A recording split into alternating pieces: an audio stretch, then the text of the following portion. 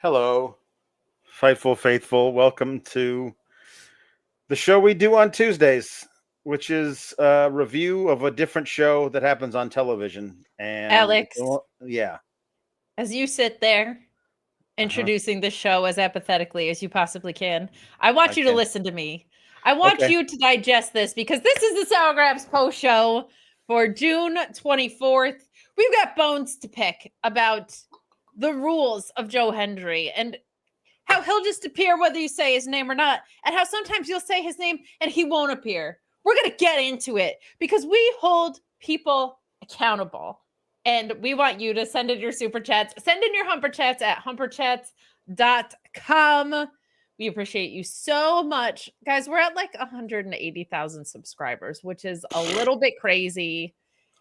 Little bit nuts. Get me to 1 million. I want the extra play button, whatever the hell that is. The diamond play button. True. I need that. Give me to 1 million. We got to get there. Forget about Sean. Get me to 1 million. Well, here's the thing with Sean Ross Sapp, okay? He's at the Yankees-Reds game, and the Yankees were winning until the bottom of the 7th, where the Reds tied it up at 3. But in the 11th, the Yankees pulled ahead with 1 run. So while he, hopefully, if the Yankees can close this out, is having a sad ride home, just like, you know, if you could subscribe, it would go a long way in healing his wounds, because I ain't going to be apologizing for that. You know what I mean? Like, that's not happening. I'm going to be rubbing it in his face. No, don't do it. But get in your super chats and humper chats. FightfulSelect.com. Like, what more are we supposed to say, Alex, about I don't know. Like, we could tell them about the shows that we do back there for alternative pay-per-view reviews that we have back there. We could talk about the Discord. We could talk about Sean's Q&A, okay? There's so many things we could talk about, but there's also like all the scoops in the land, okay? There was a Joe Hendry update earlier today that he's going to be expected for more dates, I guess, regardless of whether you say his name or not. There was some information on Abyss and his being added to the WWE 2K25 game, but not expected to be doing more in-ring appearances, but a nice throwback to the interview that Sean did with him on there as well. Whole bunch of stuff. Some stuff about Kota Ibushi's return that we got to see on Saturday. That was really fun to have his timing be what it was. Plenty going on FightfulSelect.com. News on Christian and Cope and what's been the holdup on some of that stuff. Lots going on. Lots going on at Fightful Select, but for free right here, right now. You get the Sour Grabs post show with me and Alex Pulowski. What do we do for puns today? Did we do dinosaurs recently? Because I was thinking like things that evolve. So I don't know enough about Pokemon, because I know Pokemon's evolved, but I don't know enough about it to like get the joke if you do a pun about Pokemon. I don't know that one. But also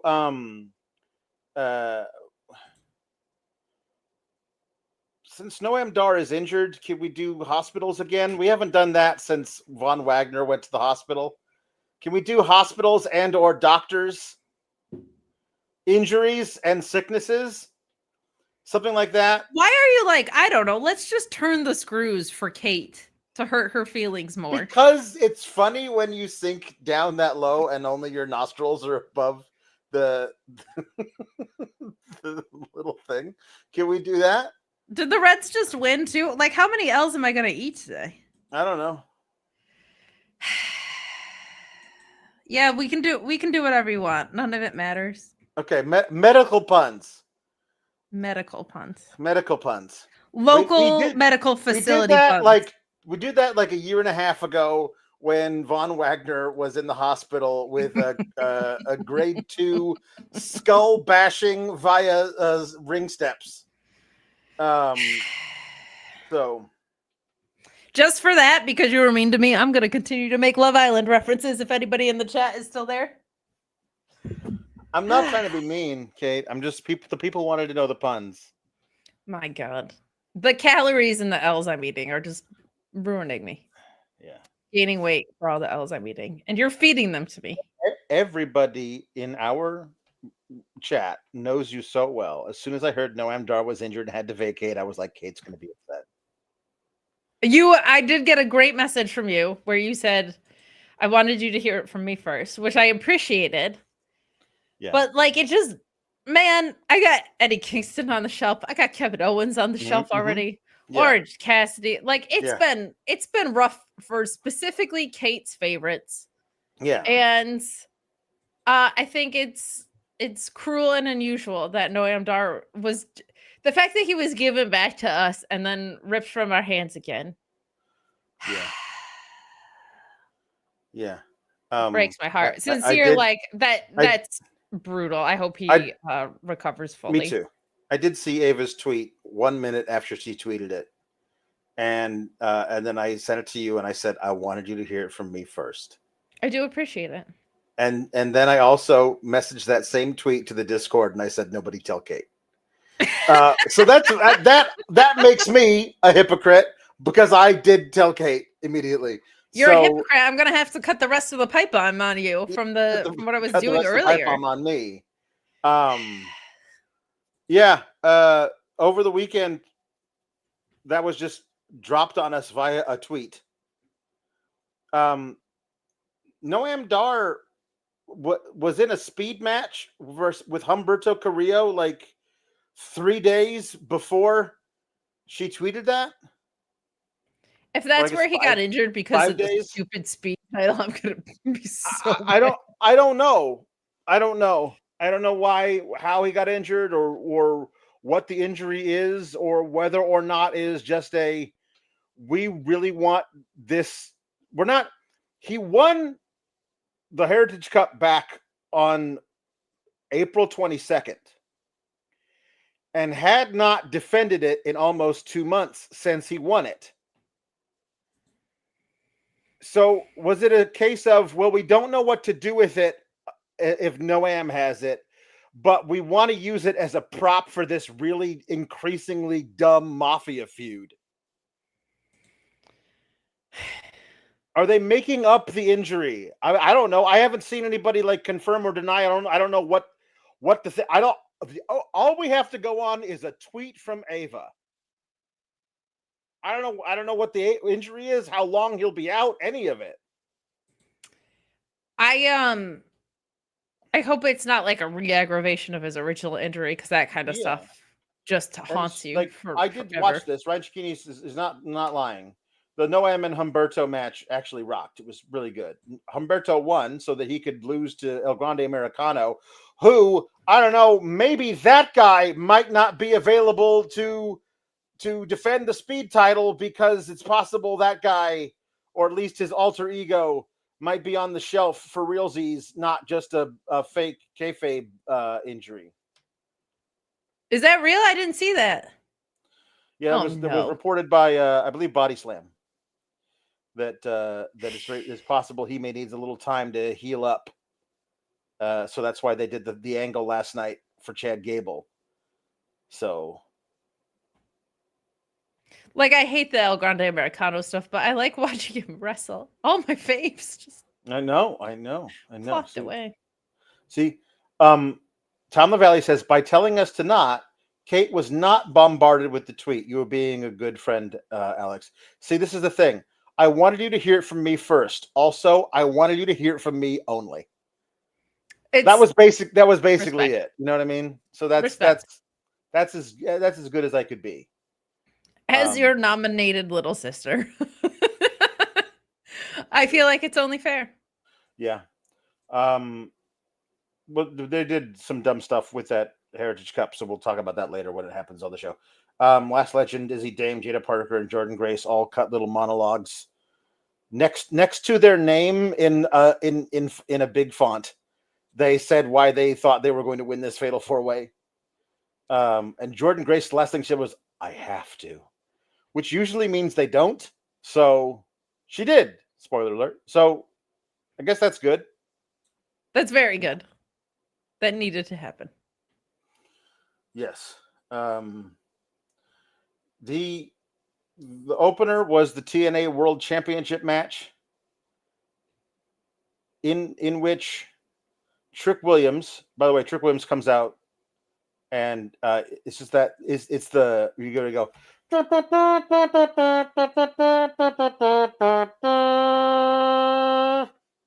And I go, that was better than anything Def Rebel produced in a very long time. And then I go mute because I know that after the trumpets is I like it.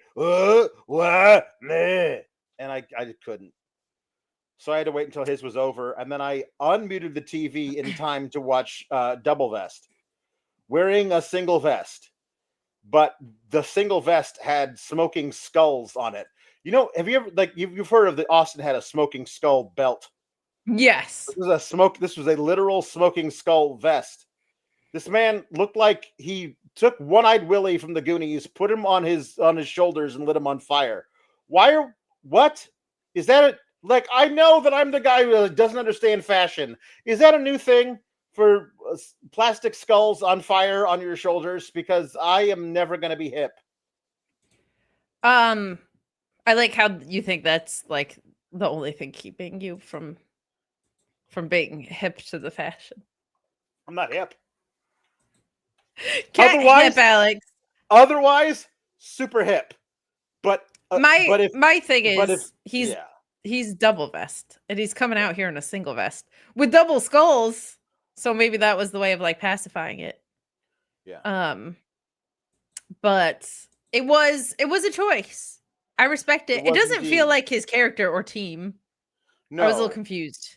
No, it feels off base. It feels really off base. It feels like somebody was like, "Hey, we made these smoking skull props for a different guy.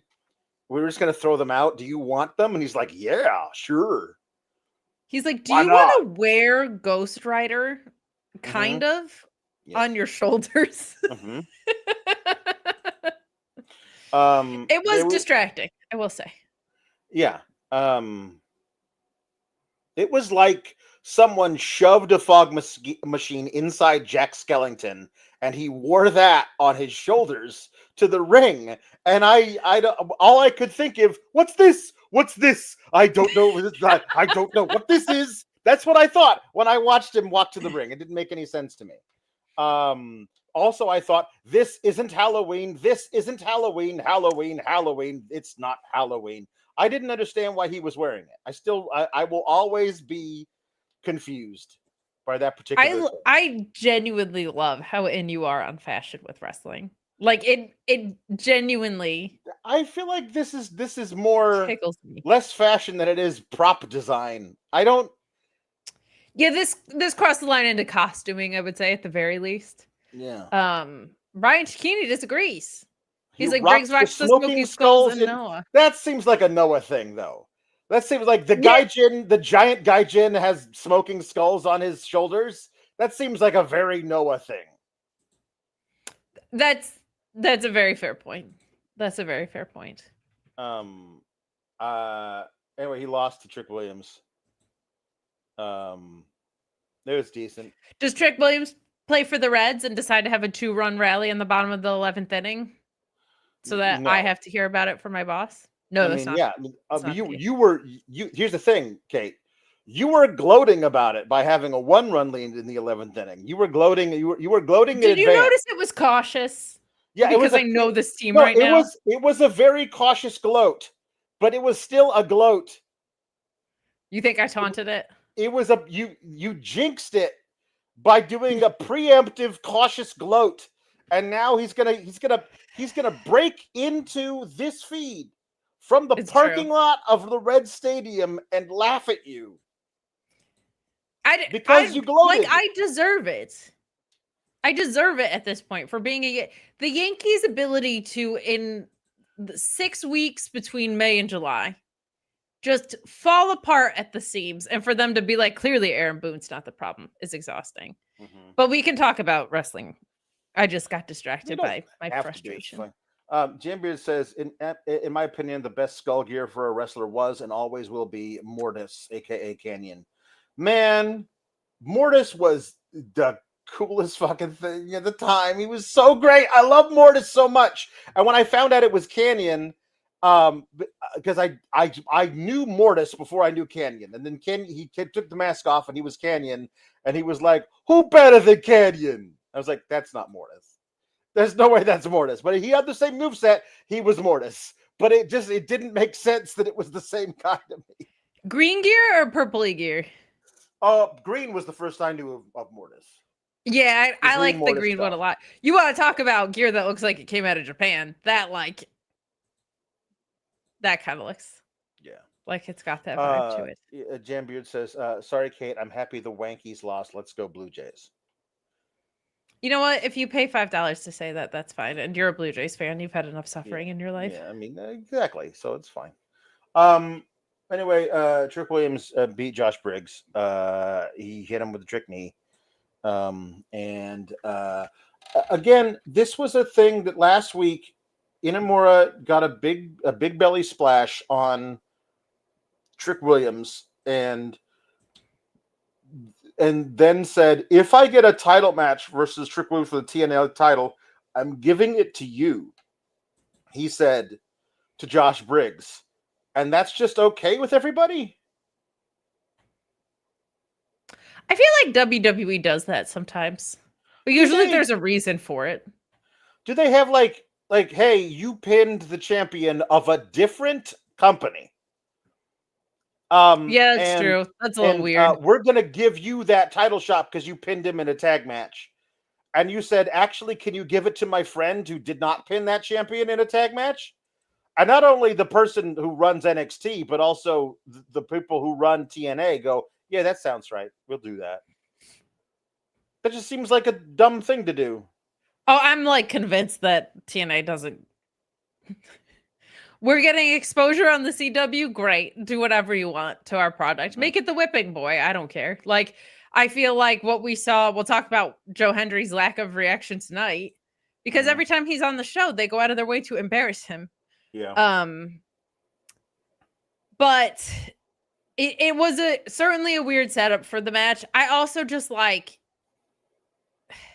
I don't want to like keep picking on it, but like this men's roster, man, it's rough anyway. And then like you have to dig into a tag team division that isn't that deep. And now you're having crossover with TNA. So you have another champion from a different roster around that you're trying to like combine.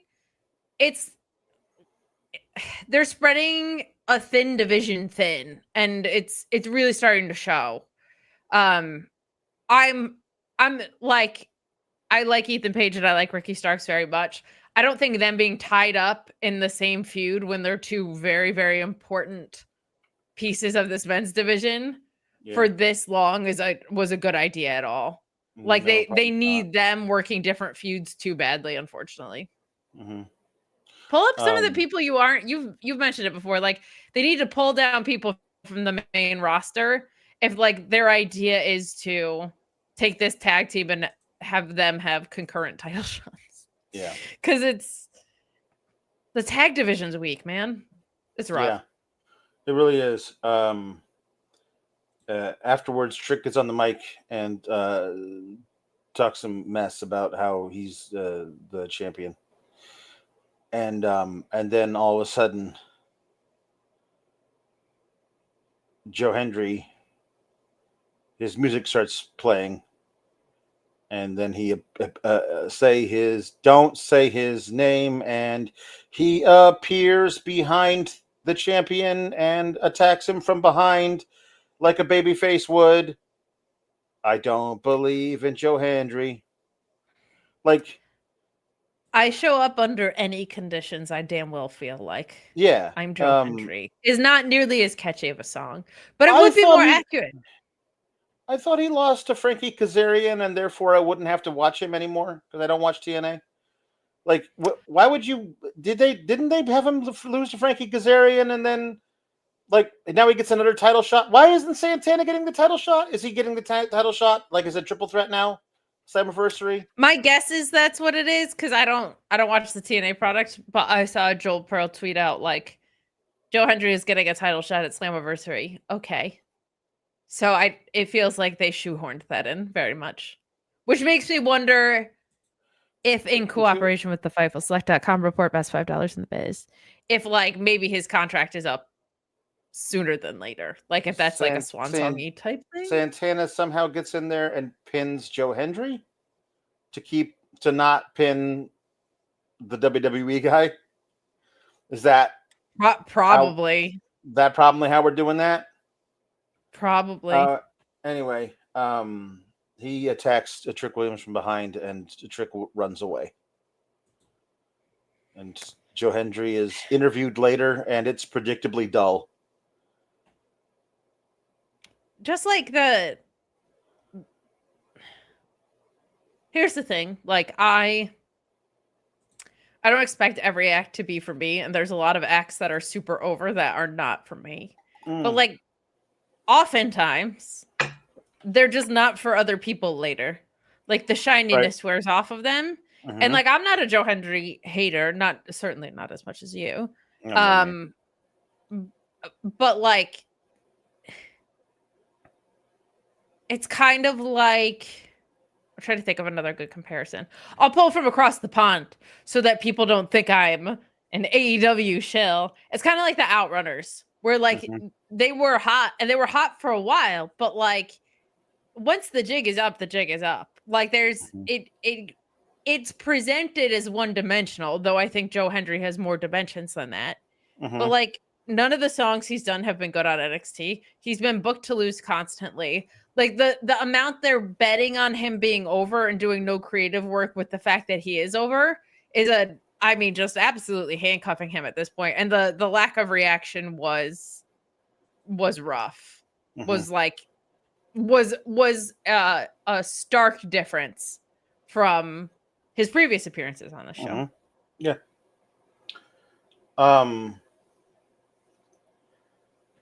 So Charlie Dempsey hurt Tavian Heights, broke his nose, like loosened his teeth. Something went wrong in the face, but they didn't explain exactly what it was. He was just showing close-ups of something that went wrong in the lower facial area during a training thing that Charlie Dempsey is the one who injured him, but it was an accident. But he's showing pictures to Ren. And they didn't say what it was. But it was not a regular nose protector that people wear when they have a broken nose. It was a different one because he has a mask. Charlie Dempsey says, "Oh, you're injured. Now you can't fight Javon Evans, so you can't leave the NQCC." He says, "That's all right. I went to medical. They gave me a mask." And he shows it, and it's like something out of a horror movie. Yeah. A split upper lip. That's what it is. Yikes. I feel like you don't need a mask for that, do you? Like apparently it depends on how much it's split. Like if it's like the upper lip split from like the lip all the way up to like the nose area, and you got to like get that stitched up, then yeah, you don't want those stitches to come out. Yeah, that's true. Maybe that's it. But he's gonna have the match with Javon Evans anyway to see if he gets to leave. But he comes out wearing the mask, and it's like they expect to find one of us in the wreckage, brother. Like he's absolutely Bane from Dark Knight Rises.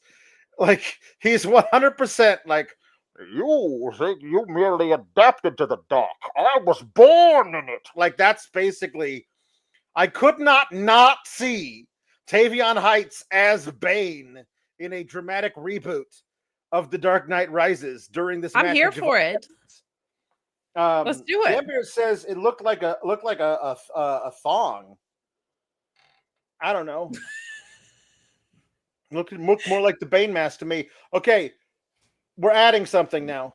Batman puns. We have never had an opportunity to do Batman puns. Now you have an opportunity. If you've got some Batman puns in the chamber, now's the time to get them out. Now's the time to do it, man. Let's do it. Okay? Anyway, he has a match with Javon Evans and he loses. So Javon Evans gets nothing out of this. Javon Evans wants Tavian Heights to be able to leave because Tavian Heights wants to leave. What is the penalty for Javon Evans if he just lies down? If he takes a dive? That's a really good question. There's no penalty for it. It's not like if you lose this match, your number one contendership for insert title here is stripped. Like if Tavian Heights beats you, then not only does he get to leave NQCC, but he also gets your number one contendership for insert name of title. That's not the case. Javon Evans wants Tavian Heights to be able to leave NQCC. So if he doesn't get penalized by losing the match, why does he have to beat Tavian Heights? He beats him. It's a decent little match. Tavian Heights gets to throw him around, and Javon Evans gets to, be bouncy. But I fail to see what the purpose of this is, because you want your friend to be able to get what they want, which is to leave the NQCC. But I guess you also want to win in a company where wins and losses emphatically do not matter. It also, his injection into the storyline has felt really forced from the beginning. Yeah. And it's a creative challenge to keep a wrestler like him at the top of the card and white hot in the way that he is without having a title on them for a while. And it just feels like this was, to me, from the beginning, the wrong story choice. Because these guys were not friends first. Like, there was nothing. He just kind of... It makes me like Javon Evans less, because he kind of just stuck his nose in someone's business for no reason. He doesn't have a parallel experience to this in NXT lore, where, like, he was trapped in a group he wanted to get out of or anything like that. So it just feels like they started from too distant of a place, turned it up to 90 way too quick, and then like it's never quite felt right. Never quite felt right in that way. Yeah. So Tavian Heights lost, and Charlie Dempsey is happy about this, and Ren seems confused about how she's supposed to feel. I'm with Ren. I'm confused about how I'm supposed to feel about all this as well. Tavian Heights gets out of the ring, and he's kind of like, oh, sad. And then Javon Evans is like, hey, man, you did a good job. Good for you. And then Jasper Troy runs up and attacks Javon Evans. And then he leaves, and he walks between Tavian Heights and Charlie Dempsey like, you're not going to touch me because you know I'm bigger than you, and I'm going to leave now. I'm going to show up later, which is going to really complicate things. I don't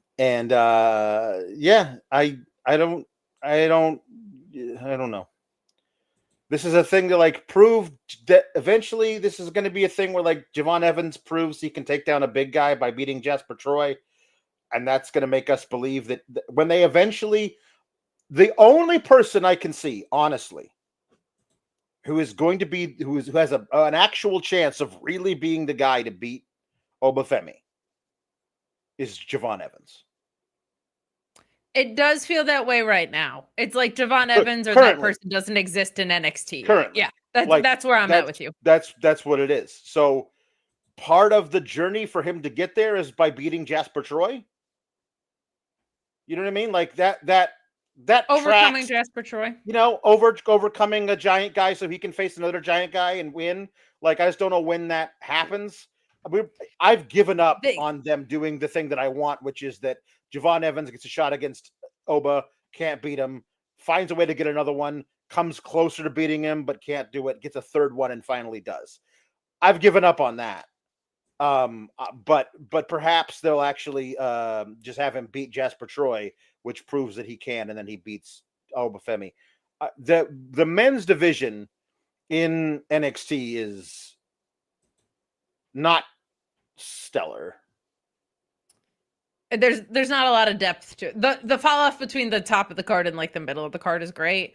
And you and I talked about this a little bit offline of like, it felt like they had a star-making performance with Miles Bourne in the... I don't want to say it's been bad follow-up necessarily, but it's been middling for sure. Well, and that's not the... Which is realistically bad, right? But I think part of the challenge... If you're not going to do the Javon Evans thing you like, do the thing that I've been begging, of the callback to the Danielson Nigel pure title story of, you want a title shot at me, you got to beat everybody I beat. Because that lets Oba eat through some of these people who don't feel like real contenders while still being productive, because then Javon has to go beat them all. And I like that. I'm just a sicko for that storyline. I think it was so unique and so underrated, and they should do it in present wrestling. And doing it with someone when there's a disparity with someone's style like Oba's and Javon's is so fun, because you're getting two very stylistically different matches. Like for Javon to go beat Jasper Troy looks so different than Oba Femi beating Jasper Troy. Do that with then 4 more people. And those people don't have to really look like they have too viable of a shot at Oba. They just have to look like they might have some sort of a viable shot at Javon Evans, which is easier to make me believe, even though Javon is a freak athlete and unbelievably talented. Stature-wise, it's just easier for me to believe that someone might catch Javon with something.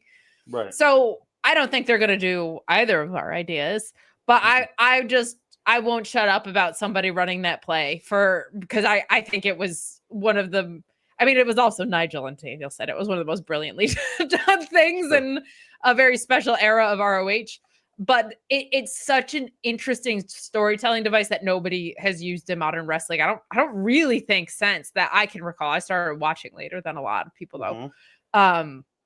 But it's so brilliant. And I actually think like that challenge for Oba and Javon would be a sick way to lay that out. So, but yeah, I don't know. Like they need to bolster this men's division. The women's division got picked through, but still has some heavy hitters. Like you have Jordynne, you have Blake. You could very easily just pick up Wendy Chu and put her back on the show. I don't know why they haven't. But Ricky and Ethan being wrapped up in the same story this long is, in my opinion, a mistake as far as utilization of the roster goes. Not necessarily a mistake of the two of them by any means, but like they're both too important to the show to be wrapped up in the same thing for this extended length of time. It's been since the 3rd week Ricky Saints was here. Yeah. Speaking of Miles Bourne, he is backstage with 2 guys from the Florida Gators football team. And he says that he is a big fan of the Florida Gators football team. And he believes that the talent they have this year, they're going to make some noise. He mentions offensive player A and defensive player B. And they are going to be very, very good this year. Go Gators. And in walks Lexis King, and who starts talking. And he's like, oh, that's right. You can't hear me because you're deaf. And Miles Bourne's like, yeah, I can hear you. I was not talking to you. And Lexis King's like, oh, well. I'm like, where was that guy's been gone for a while?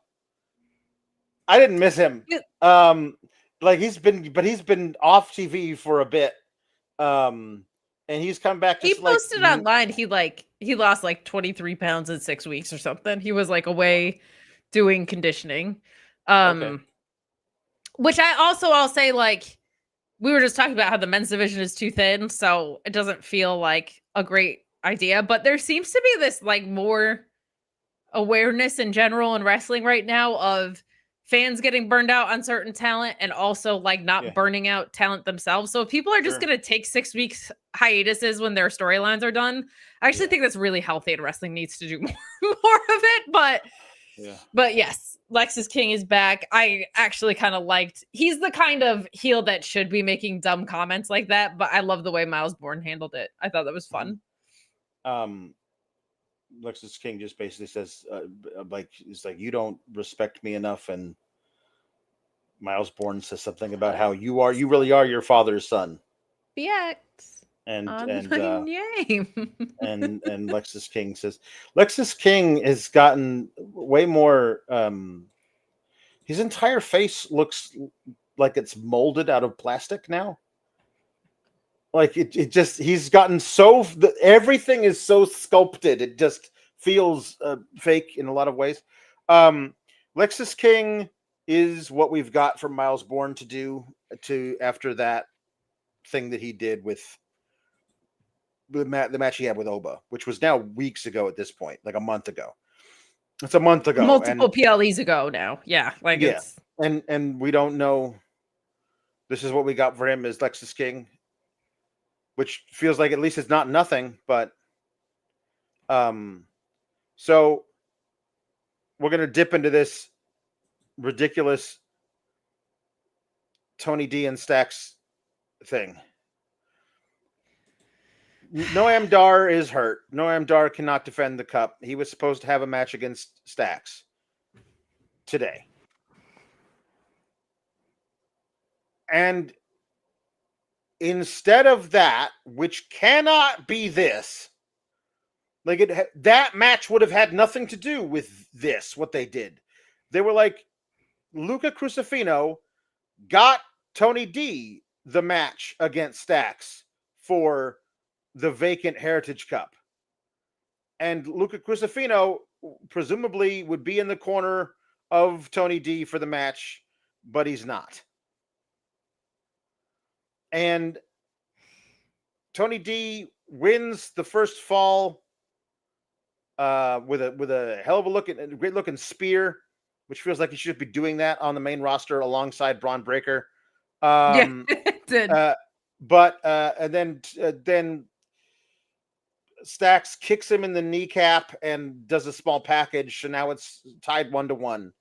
And that finally is when Luca runs down to ringside to be there and get on the apron and talk to Tony D like, you can trust me. I promise you can trust me. I am the one you can trust. Please, Tony D, you don't doubt it. You can trust me. You can trust me. Of course, in Stacks' corner are 3 Goombas. And during this final round, one of them has a spit bucket that I guess they were going to hit Tony with. So Luca runs over and wrestles the spit bucket away from that Goomba. But while doing so, he looks over his shoulder to make sure he's standing in the right place so that he can do the ridiculous, stupid staged thing where he rips the spit bucket away from the Goomba and he pulls on it so hard that he flings it up and it hits Tony in the small of the back, which knocks him out. And then Tony loses.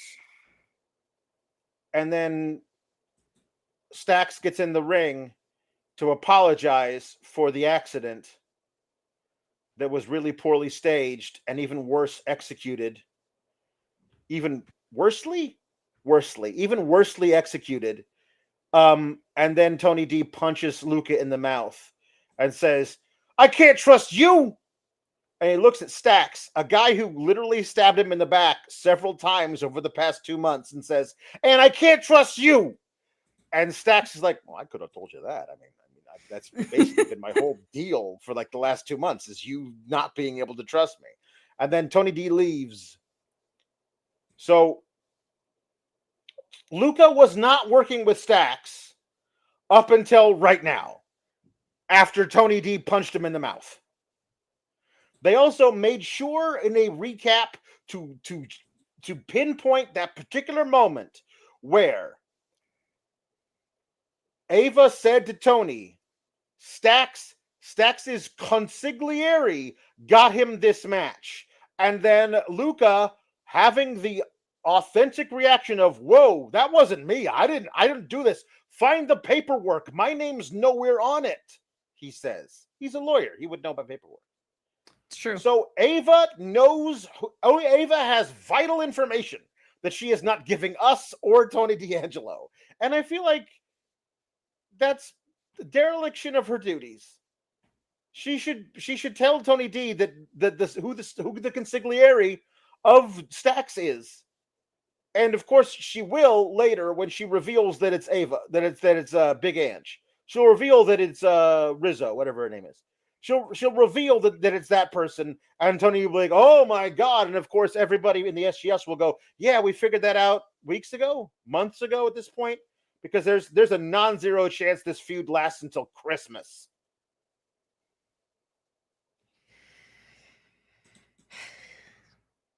Noam Dar is gone.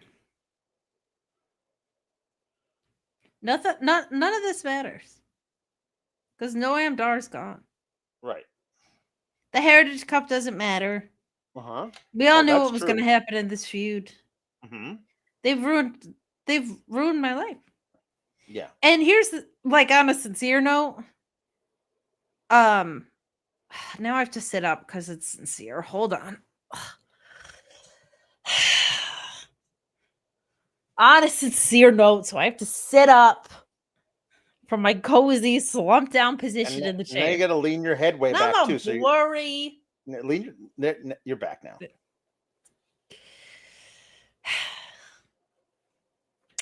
Noam Dar's ability when he wrestles to raise the level of work rate on the show with a middling men's division is so sorely missed.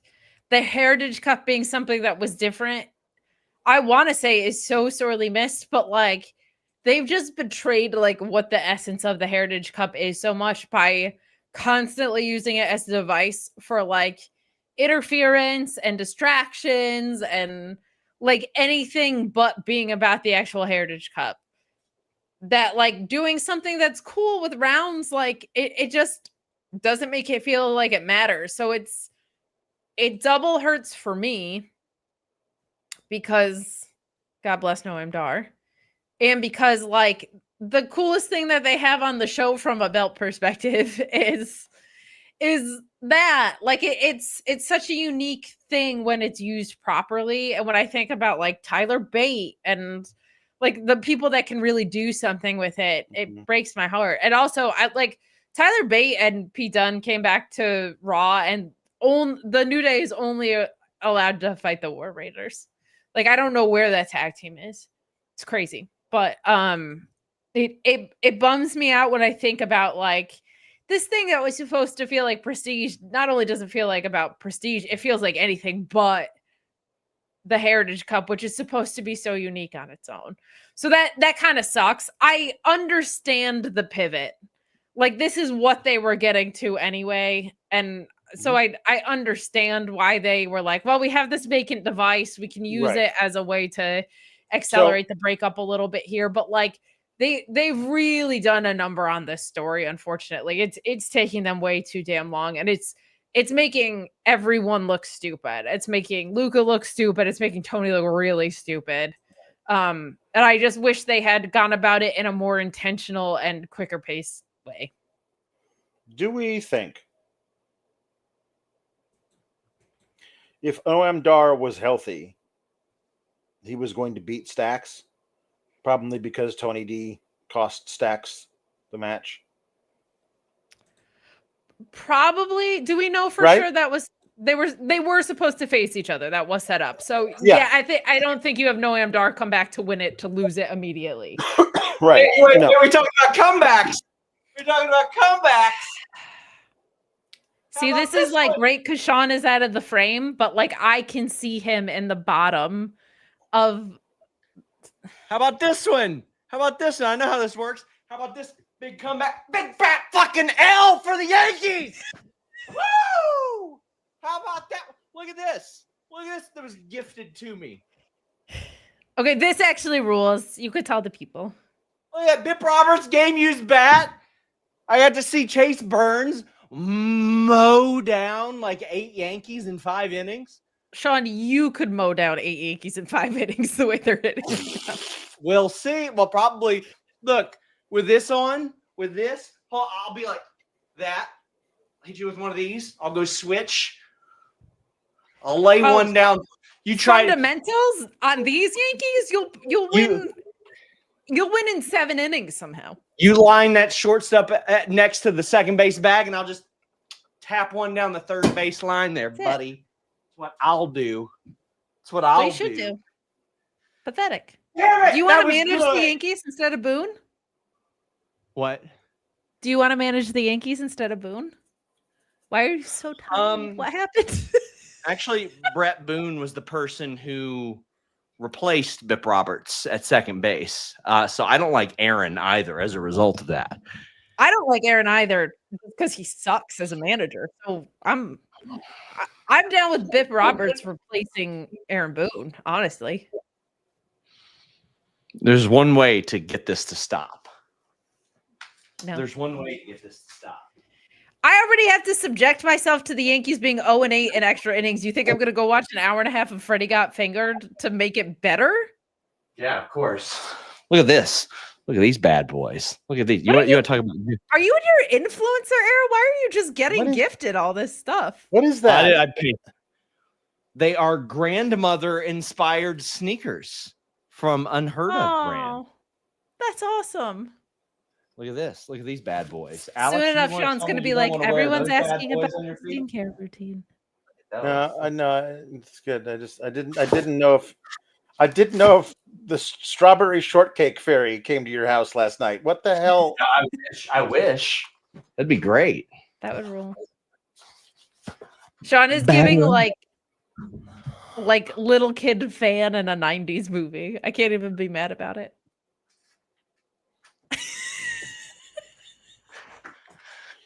Are you happy? I'm gonna take the Freddie Got Fingered chat down so we can watch you just do your Angels in the Outfield impression right now. Did you see them? Kate. Did you see Angels? Kate. Ton. Floated.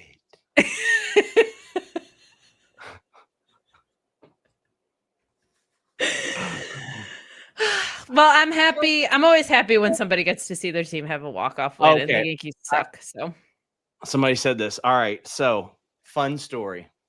I have been known for my continuous praise of Joe Dirt. But I have also been I have been very, very adamant that, like, listen, Adam Sandler especially, but anything with any of his buddies is either a complete hit or a complete miss. It is either Big Daddy or it is literally anything with Rob Schneider. I rewatched The Benchwarmers because I was like, you know what? Maybe I was a little hard on it when I was a teenager and I watched this movie and I thought it was one of the worst movies ever watched. No.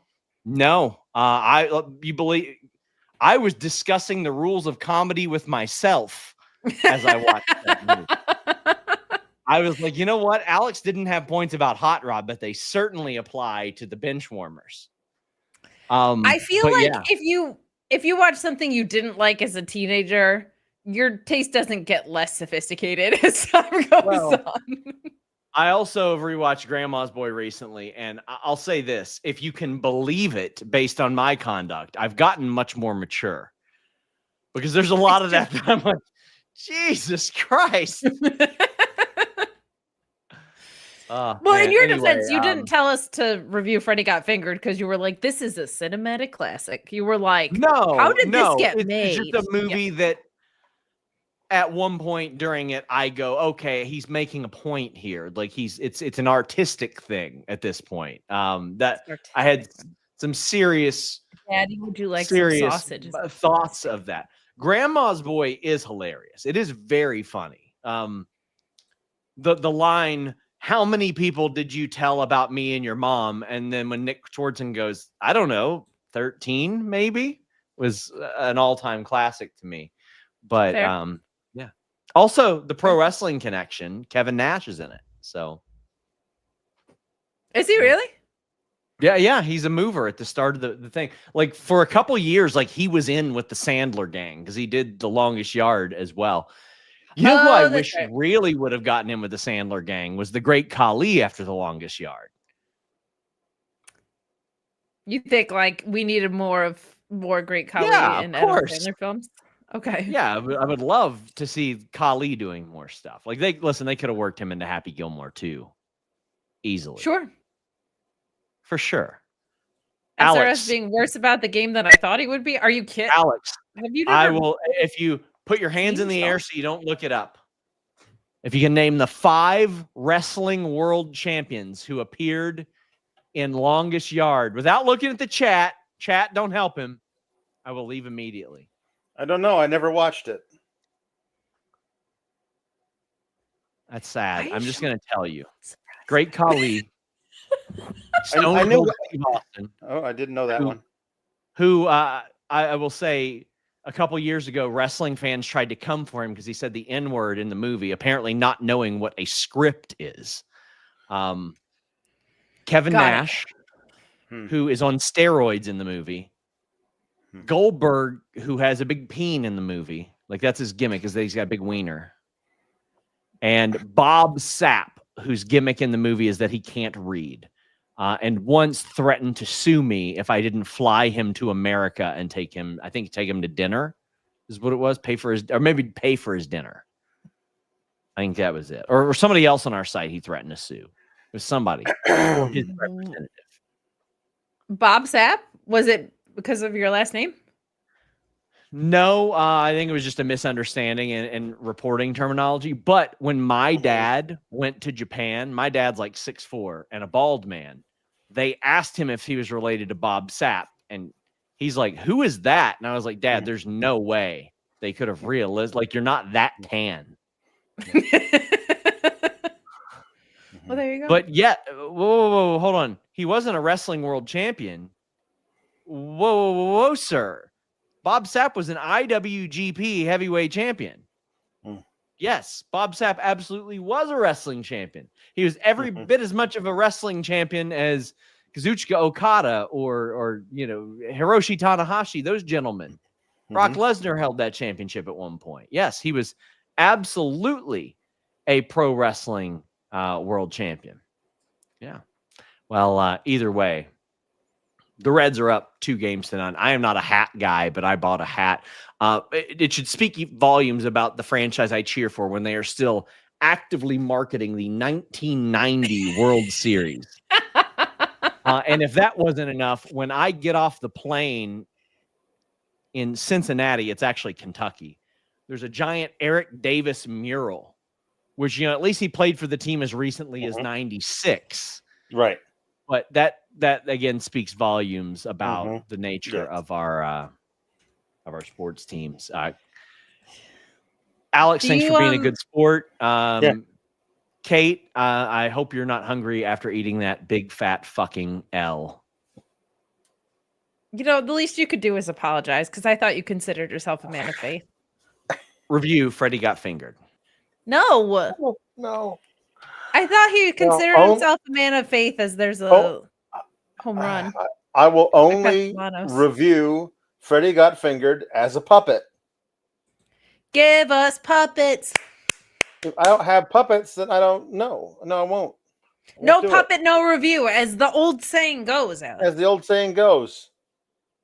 It's an old colloquialism. Yeah. Colloquialism?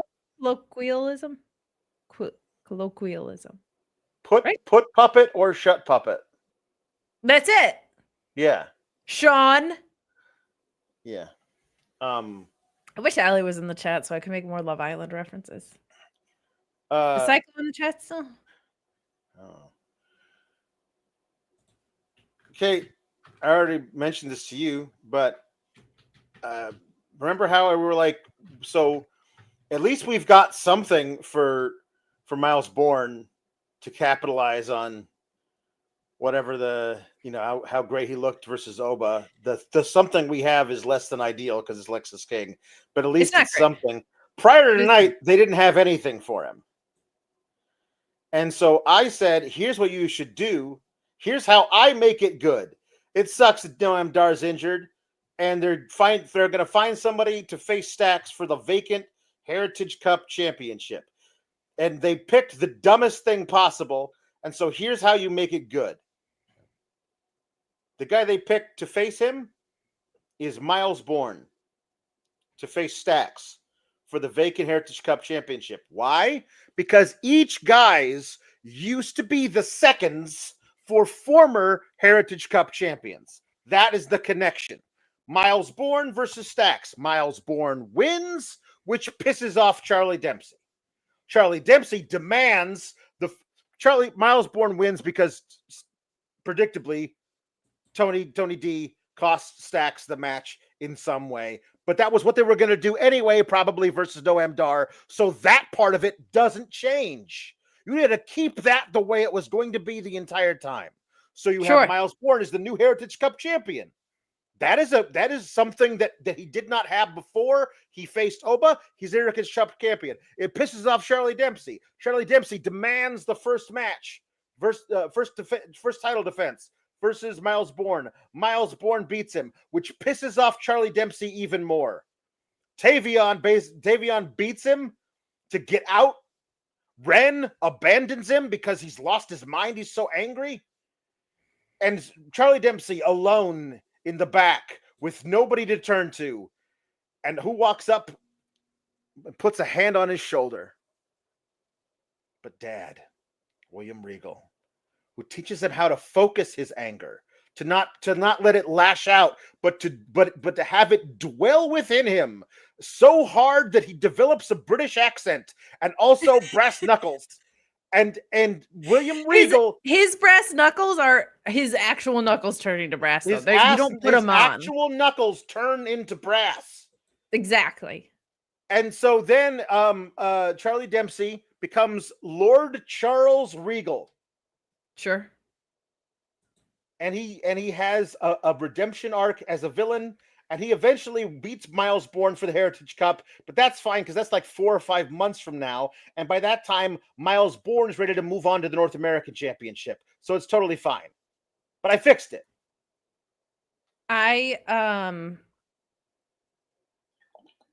The only thing that I don't like about that is it feels like that group has had, like, they're just Heritage Cup perfs. They have never moved on from it.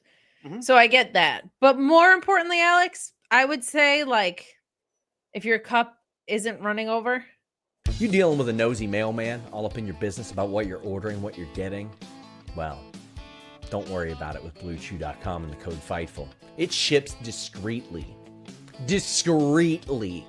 Fortunately for you, because the mailman's going to want to know what's going on. He's going to be delivering that mail to your house. He's going to hear all these sounds. He's going to be like, what's going on there? Well, I don't know because this package doesn't say anything, but I have a feeling the package in there is saying something, and it will be because of BlueChew.com and the code FIGHTFUL. Same active ingredients as Viagra and Cialis. Helps get you that main event performance and confidence. And you get your first shipment free when you go to BlueChew.com and use the code FIGHTFUL. Like I said, same active ingredients as Viagra and Cialis, but much more affordable and in a chewable. Take their online quiz, and then when approved, it ships straight to your door. My gosh. BlueChew.com and the code FIGHTFUL. Mind your own business, mailman. Everything else I liked about your idea. But I also have a sour chat to read, or not a sour chat to read. We forgot to read those yesterday's, but a humper chat to read at humperchats.com. Okay. It's from my dad, who says, keep cool, Gabagool. I don't think so when it's 100 degrees out as it was today. The only thing cool about today is the aura of JW Pringle, which there's so many layers to why that's great, including my dad knowing the phrase aura. That's just amazing. Mm-hmm. But I found something out today, Alex.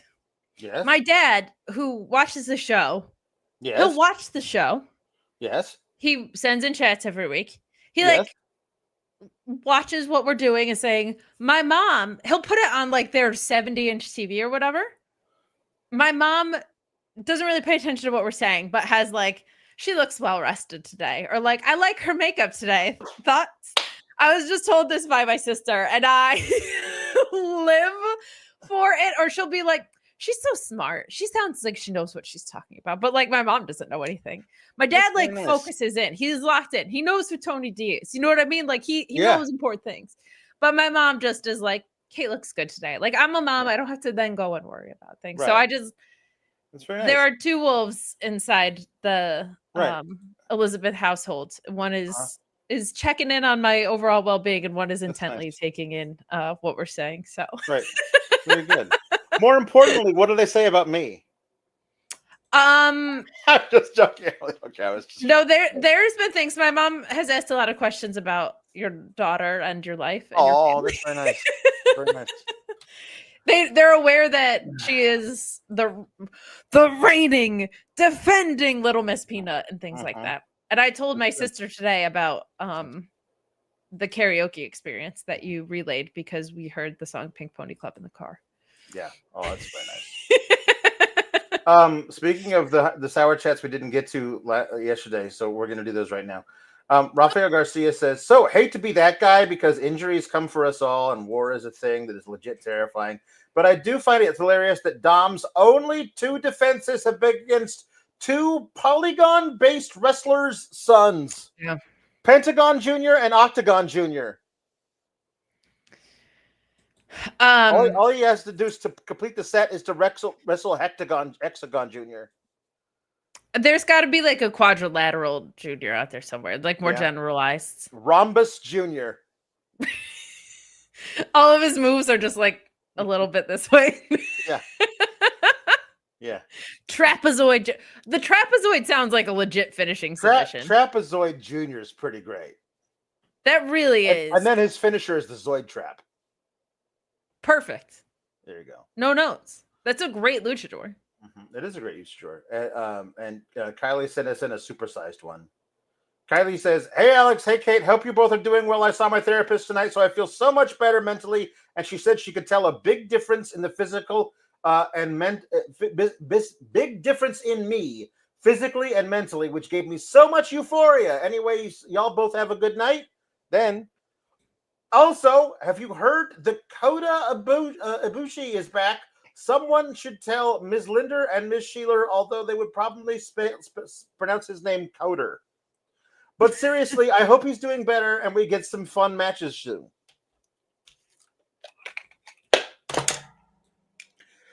Don't you just love the Kota Ibushi? Don't you just love him? I love the Kota Ibushi. He's so cute as a button, that Kota Ibushi. I gotta say, too, he looks fantastic. He does look fantastic. He was in fantastic shape when he returned on the Collision. I heard his ankles exploded, but apparently they put some new ones on. It certainly seems that way. He added some abs. Was that Adam Cole or was that the Kota Ibushi? Which one had the exploding ankles? I think they both did.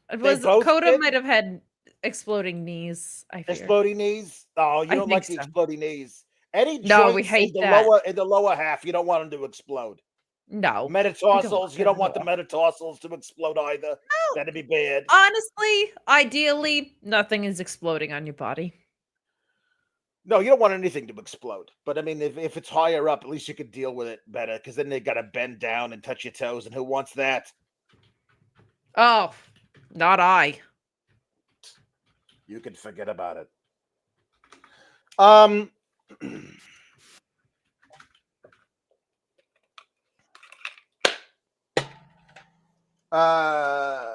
So yes, thank you, Kylie and Raphael from last night. Yes, and congratulations on your growth. Physically, emotionally. We love that. Yeah. Carolyn. Tom Avai says, then Charles Regal can be the man's man. Oh no. Him and Seth Rollins have to fight for the copyright. I think Seth Rollins would give it up pretty easily. Alan Jeanette says, get rid of Heritage Cup, bring back the Cruiserweight title. I wouldn't be opposed to that. If there's no Noam Dar to hold the title, honestly, it's never been good without him. So, yes. Not with Tyler Bate being on the main roster, no. Yeah. But like also the 205, what happened with everybody in that?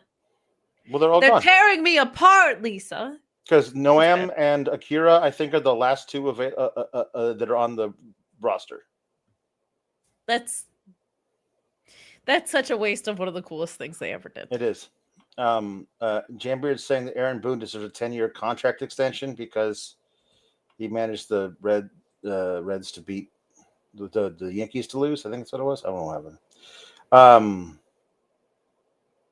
Jambeard says that feels like Noam Dar has that Pac curse right now. Where he always, it does. He goes I don't want to speculate too much, but the fact that it was like we found that out after a speed match, like, breaks my heart. Yeah. Honestly. Yeah. Oh wait, I should not have unstarred that. That was my fault. I gotta go all the way back and find the thing that said it was. Did I go back too far? I think I did. Everett Smith had a really nice sour super chat, and I lost it because I unstarred it when I didn't. I got it. Oh. Everett Smith said, just an appreciation post to my Fightful family, thanking you all for keeping me going during some hard times with my family. Everett Smith, we're so honored to be able to do this for people. We say this all the time, but it's never not true. Yeah, it's always so much bigger than a wrestling show when we hear that, like, we're providing relief in your life in any way, shape, or form. In good times too, like that you're just like, I love being silly in here. But there's somebody who knows a lot about hard times, and he usually joins at the end of the show. Yeah. So we can hang out for that. But I hope things get easier for you and your family. And every night on Fightful is a great night with our community, but Tuesday nights especially has like this insanely ridiculous supportive chat, and I love the way everybody picks each other up. Yeah. So thank you. Ricky Saints defeated Ashanti the Adonis. He did. He hit him with the Rochambeau. Pinned him. This was a decent little match that existed on the show. It wasn't bad. It was so nice to see Ricky just wrestle again. Yeah, it was just good. It was fine. There was nothing wrong with this. I just also love that getting to see that finisher back in play today made me happy because I love the Rochambeau. Then Ethan Page appeared up on the Titantron, but his video was buffering, which apparently was done as a way to like as a ruse to get Ricky to be like, what? And then he got attacked from behind by Ethan Page, who then hit a Rochambeau on Ricky. And then later we got Ava being like, Ethan, you have got to stop feuding with this guy you're in a feud with. I am serious. Both of you guys apparently don't like each other and would like to fight as part of a wrestling program. That is beyond the pale. I am going to suspend both of you if you both insist on fighting each other in a wrestling match. And Ethan is like, and Ava says, you both are required to be in my office next week because you both don't like each other and insist on fighting as part of a wrestling program. And I'm like, just book a match between them. Make a stipulation where this is the last time loser leaves NXT. If the title is on the line and the loser is gone, do that, because everyone keeps telling me that one of these guys is getting called up. So then do it that way or something. The idea that she was so angry at them for wanting to fight each other, but they're part of a wrestling show. I was like, Ava, your dad worked here a lot. Do you not know how this works? Do they not just talk it out? Typical men resorting to their fists. Ridiculous. If you don't anticipate the person you're feuding with is gonna come out after a match, I've simply lost all respect for you. I know it's wrestling and that's a wrestling thing, but they do it so much. I'm like, you gotta start anticipating it at some point. That like Ethan Page especially is always being a sneaky snakes, and I actually do like his video as buffering cleverness of that. Like that was pretty cute. So I appreciate that they made an extra effort there, but you gotta keep your head on a swivel when you're in NXT, Alex. You're getting attacked in the parking lot. If there's something playing on the screen right now, someone's probably behind you. That's so true. Be aware. As far as the rumors with several Z's, because I think it's mostly fan speculation, there's been talk of like they want to add people to the Seth Ryder stable, and names that have been thrown around include Ethan Page and Ricky Starks. I don't want either because that stable needs pin eaters. But if you're gonna pick one, it should be Ethan, because Ethan can eat pins and still keep his heat like pretty well. I think Ricky is a different. Ricky seems like the guy who's gonna help out Cody fighting the Seth Riders. You know what I mean? Or like he just seems like such an on his own kind of star. Like I don't feel like the first move is that Ricky Saints is on the main roster and in it and the fourth guy in a group or the third guy in a group. Like he just they gotta like to produce some new blood. While they insist on doing it on the main roster, they can't keep rotating the same 8 guys in every freaking tournament and title match. So like, just those guys aren't 21. They're not Javon Evans. Like they're not Braun Breaker who needs this stable to then break out down the line. Like they should just Ricky especially just doesn't feel like the kind of guy that would be in that. Ethan actually kind of intrigues me in that way. Yeah. I wanted to show you something since we're talking about Ava. I wanted to show you this thing that I got today at a store. Do you see who that is? That's the Rock. I see who it is. What is it? It's a rocktopus. It's a rocktopus. Isn't this great? That's the best $5 I've ever spent. That's going right here in a place of honor. Finally, the rocktopus has come back to the coral reef. That's the best. I saw that today, and I said, I don't care how much that is. And I was like, $5 sold. So at the end of this thing between Ava and Ethan, there's the sound of a chair hitting nothing, and then a door slamming, and they run over, and Hank and Tank have been attacked. Oh no! Who could have been the one who did it? Well, maybe it's Dork State, who finally back on TV as part of the progressive match flow.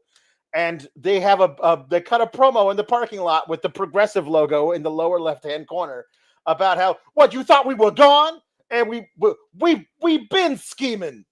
And I was like, okay, great. We got a real big, this was earlier in the night. They're going, we got something big brewing. You just wait. It's gonna be spectacular or something. And then Hank and Tank got jumped. And I'm like, you're going after the tag titles? You attacked the dudes that you pinned on the Tuesday after Stand and Deliver. 2 months later, you attacked them backstage, where you probably could have said, hey, we pinned those guys in a 6-man, so we want a tag title match, and you would have been granted it. But you said, no, we're going to wait 2 months, and then we're going to cut a promo about how we've been scheming. And then we're going to attack them backstage, but then we're going to run away. We're going to scurry out the door because we're big, tough guys. I'm like, this has been really poorly handled. These guys, since February, it's been poorly handled. I feel like everybody got in on them after the Tony D stuff. Yeah. And then they just they had it really, for me, a lot of the momentum got killed, through the booking, obviously. Yeah. But when they were having them cut all those promos to the camera, not their opponents, that stuff got really, really corny. And it kind of killed the aura of them. But they have an interesting mix of wrestlers in that stable. So what they need to do is put them against people that they can beat and feel strong against. But their tactic seems to be, we're just going to attack you until you give us matches. So those two things are at odds, but they should have had them just get 5, you know what I mean? Just squash 5 different teams. Take one from Evolve, take one from Level Up, whatever, and then have them start going after people. They would look so much more intimidating. They really did this all in reverse. I agree. People are also saying in the chat that they believe it was Nico and Spears, because earlier in the night they said, we have our eye on gold. And I made fun of the Dork State for scurrying away after attacking them because they're big, tough guys. But the culling feels like they're more like, yes, we did it and we do it again. Don't they feel like the guys who would stand there and allow Ava to see they had done it? I feel like Dork State are more like the runaway guys, because most of the people that they attacked, they ran away. Yeah, I feel like when you initially write stuff on the wall in the GM's assistant's blood, you're not scared about that person seeing your actions. Because also then later they took out other tag teams and then ran away. At one point, there were 2 different tag teams that had been brawling backstage. And then Dork State took out all of them and then ran away. They took out all of NQCC back when NQCC had more members than they do now. and then they ran away. It's their MO. Like, nobody is safe. And just to make sure that you know that, we are gonna they're like, we're gonna soft shoe out of here. Like, it's weird. Ellie wants to know why she just searched Rock Octopus and why it's a cultural phenomenon. I didn't know it was a cultural phenomenon. It's The Rock, and he's Where did you find such a thing? It was in like a little like local, I don't know, nerd shop. It has like Pokemon stuff and used video games and Dungeons and Dragons stuff. Just walking through a downtown. Yeah, and at the front counter, it had like 3 of these things. And I said, yes, please. Apparently, they 3D print them in store. And I was like, yes. Nothing has ever made me want to buy my own 3D printer more than this. I would just make these all the time. Now, here's the problem. You said it on the show, which means someone's going to watch and they're going to get shut down because of the licensing. So I didn't say by name. I didn't even say where. That's a good point. Suck it, Dwayne. You got enough money. Could be any nerd shop. Could be any nerd shop around these parts. So there were multiple Roctopi. Yes, in different shades, but this was the only one I liked because the other ones were the shade. It was like purple and like dark blue, and so you couldn't really tell it was him. Like, you need to have the nice Rock, really, really red tan, like he got blown up throwing 3 punches. Yeah, you know what I mean. That is like present day Dwayne. I like it. Please do not get me a giant one. Please do not get me I don't want a giant Roctopus. I'm very happy with my tiny Roctopus. The thing is, Alex, we're going to need you to have a giant Roctopus. I don't want a giant Roctopus. This isn't about what you Whatever want. money you are going to use to buy me a giant Roctopus, send that money to Sean to help him buy my puppet. We should send him a Roctopus. 2 things should happen. We should get puppets, and also you should get a giant Roctopus. If you smell what the calamari is cooking. You can't get the purple. I love our chat that they're just fully in on this with us. So Oba's amazing. Oba comes out and cuts the promo that a champ like him should have cut. Since January 7th, I have been the ruler. No one can best me. I have fought everyone. They have sent me people from LFG, from NXT, from TNA, from Raw, from SmackDown. They will all fall beneath my feet. Like, he's just the very, very best. This is your chance. Who wants a shot at me? And I was like, Sheamus or Rusev? Both of them. Please, somebody. Give me... This is... Okay, here's the deal. Okay.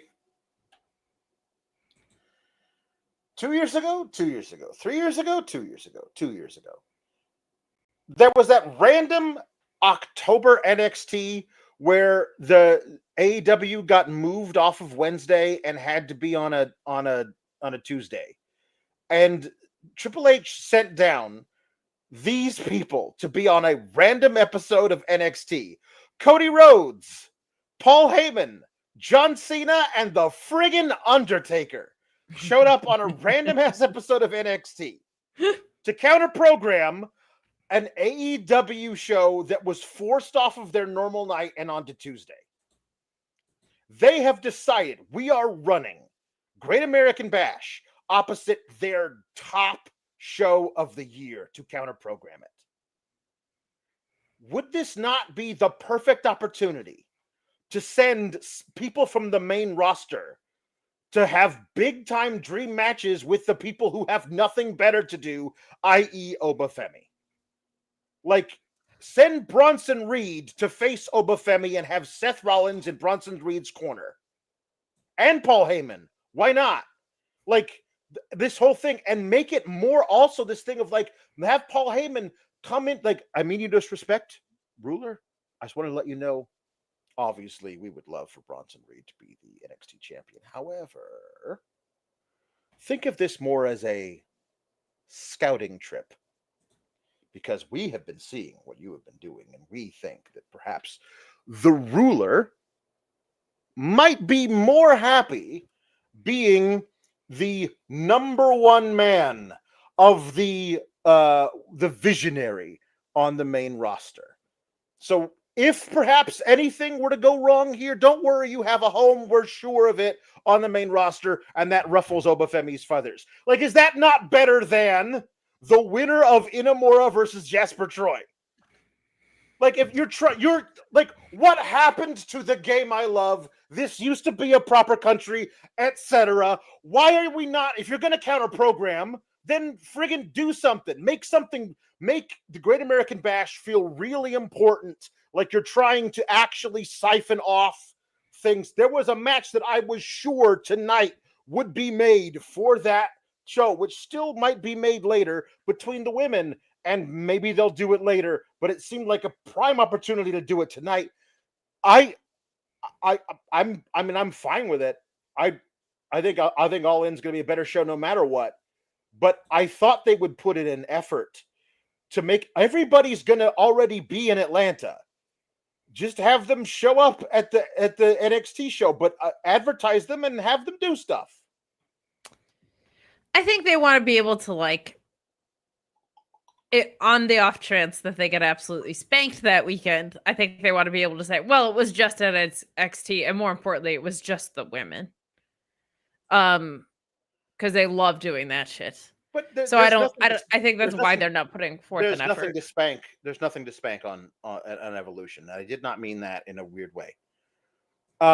Evolution is Sunday night. You don't. But I think they want the safety net of saying it was just our third brand with 10 of our marquee talent, and it's just the women. Like, I think they want to be able to say that. Take just the women out of it. You can absolutely watch All In at the regular time as it's happening live, and watch Evolution at the regular time as it's happening live, because they're not happening at the same time. So the Evolution thing happening Sunday night, like, nobody's going to be like, well, the women didn't get a good enough number on Peacock because All In more than 24 hours before. You're running NXT Great American Bash concurrently. Make an effort. They seem to be making no effort. Why even counter program it if you're not going to make an effort to try and pull some eyes? Here's why. Because if you're not any of the people that were in the finals of the King of the Ring or currently holding titles and in contendership, they just simply do not give a shit. They don't. And they have boxed themselves into this ridiculous cycle of programming where they now have Night of Champions, which they I can't even get started on how absolutely fucking ridiculous it is that that's still a thing. They have that. They have Saturday night's main event. They have SummerSlam. They have Evolution. They have this PLE. All of this is way too close together. And they're completely burning out their audience. And it's stupid. And the brand that's going to suffer the most from it is going to be NXT because they're the afterthought child anyway. Sure. I would love to see them put forth an effort. But I feel like so much of anybody that they consider a draw is spread so thin doing other stuff.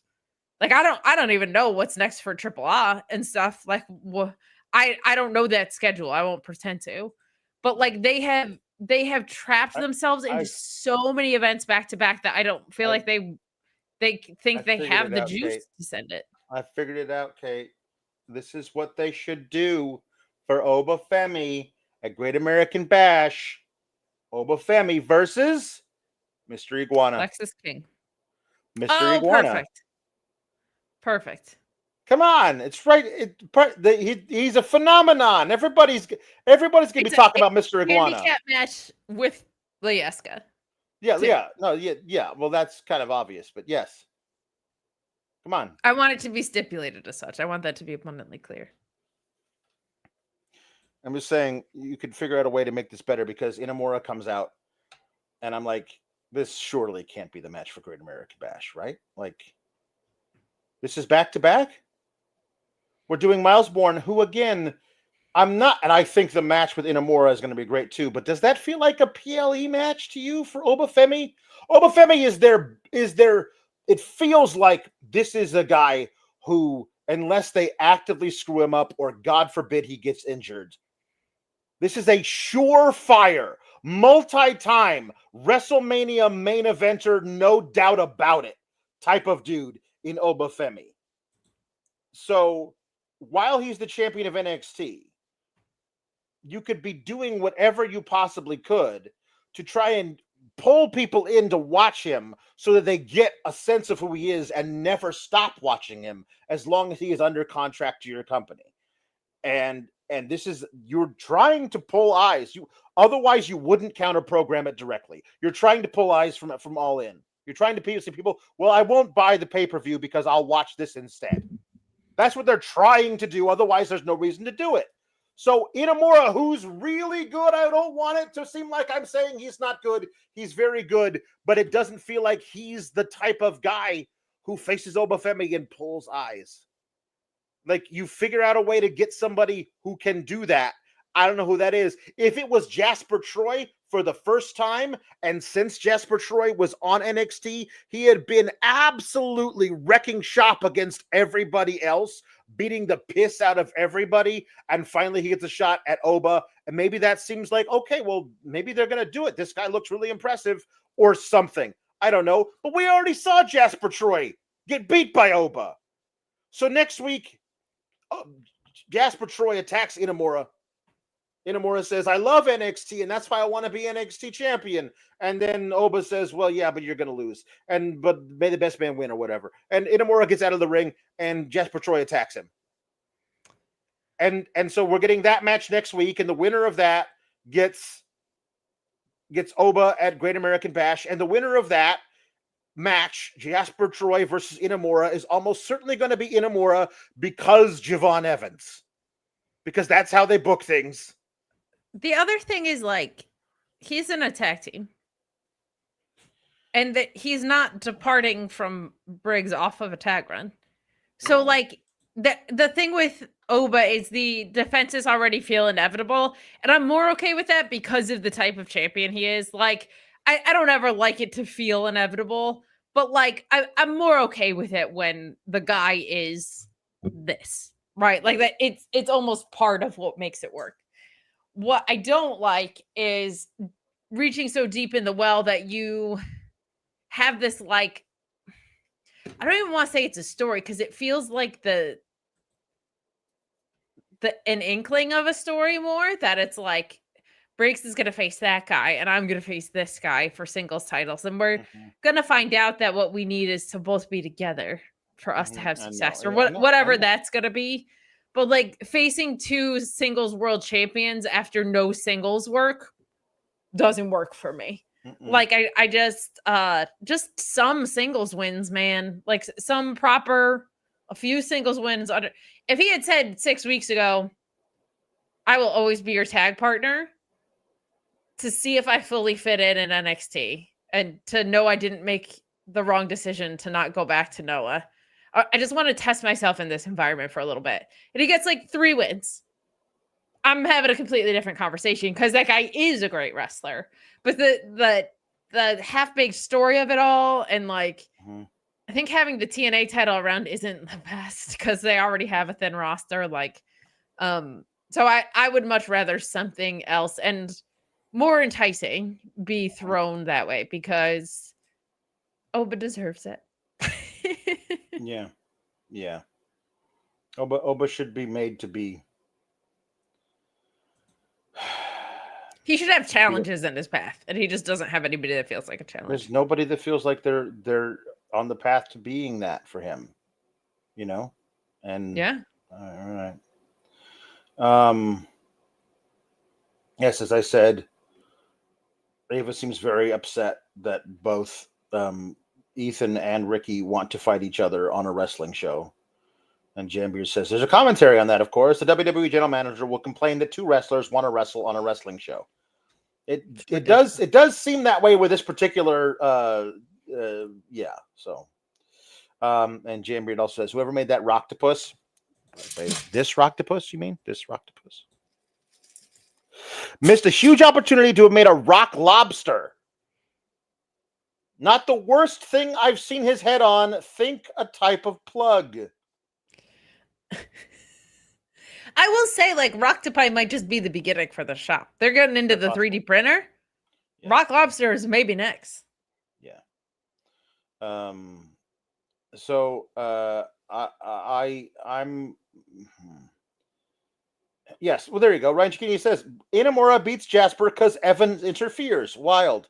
Yeah, it does feel like that is almost certainly the most the biggest, sure. the biggest option. The play that they will run, certainly. Ooh, and Jambeard says, "Are we building up to a Ren versus Charlie match where if she wins, she gets to leave as well?" Hell yes. What if like Ren Sinclair in her shooter era? Let's do it. Mm-hmm. She's been watching this whole time, and she just goes nuts. Let's go. Yes. So, Izzi Dame brings Tatum Paxley a Barbie doll that has blonde hair, and I'm assuming it's supposed to be Izzi Dame. And I want you. It better be jacked. You're my friend. You're my friend, so I want you to be in my corner for the match tonight. And Tatum's like, "You want me to be in your corner?" And then in walk Zelta and Soul, like, "Oh my God, Izzy, you're such a faker. You're such a phony. You're such a poser," or whatever the kids say to now. And like you're using her. And Tatum's like, "What?" And like, "No, don't listen to them. They're not your real friends. I'm going to introduce you to my real friends." And then she goes over and Sean Spears says, "Izzy, who is your new friend?" And I said, "This is my new friend, Tatum Paxley. She's gonna be in my corner for my match tonight." "Oh, good for you. We have our eyes set on gold of our own." And that's it. So I do Tatum like Sean Spears and his evil guy from Inspector Gadget era. Mm-hmm. Mm-hmm. So that's what he feels like. He should be petting it. Sean Spears with this character needs to be petting a cat at all times. Mm-hmm. Yeah, that's true. But it'd be maybe he'd have the cat in this hand while doing this with the other one. I think, yeah, it's kind of the same thing. So Wesley and Bouncy Beef, I'm not going to call them High Rise. They come to Trick Williams in the back, and it's like, "Hey, so yeah, sorry we didn't help you when you got jumped on by that big Japanese guy who didn't even want a title shot against you." And it's like, "Yeah, man, what was up with that?" It's fine. Hey, listen, doesn't matter because next week, Joe Hendry, who does not appear. No, he doesn't. They say his name at least 10 times during this scene. He never shows up. Not once. Trick Williams did not say his name earlier, and he did show up. So I'm going to call false advertising. Whether you're in on it, like whether you're a Joe Hendry fan or whether you think he's a quote-unquote meme wrestler or any of these things, the one thing we know he is, and the one thing that's quite frankly indisputable, is that he is inconsistent and a hypocrite with the rules of the very theme that he created, Alex. How do I even know at this point if he's been to London and Paris and Tokyo, somewhere else, Scotland and Mexico? Suspect at this point. I don't have. Can I see a passport at this point? I don't mean that in like a whatever way. I mean that in like a. We're going to need to see some documentation of your travel logs, sir. Yeah, because I can't. How am I supposed to know what's up from down? What are we gonna take your word for it? Say his name and he appears or not. Maybe he won't actually appear. Don't say his name and here he is. Nothing matters to Joe Hendry. Inconsistency, Joe Hendry. I don't even know if his shirt is blue. Like, what if this is like that? Remember the dress fiasco? It's actually a white and gold shirt. Thank you. It's actually a white and gold shirt, not a blue and black shirt. It's actually a white and gold shirt. The lies this man could be telling us. I don't even think his hair is salt and pepper. I think it's jet black. Yeah. I don't appreciate it, Alex. Yeah. I'm not a fan. You know what you never have to question, though? What? And thank God for it. You never have to question your connection with NordVPN. I'll tell you that much. Mm-hmm. And while I could tell you about it, as I scan to see if we have a more current ed than what probably is provided way back, which I don't believe we do. No, probably not. They're the best. Why would Sean provide us with new ad reads? He's too busy clowning you for his team winning a game in extra innings in late June. You know what the thing is?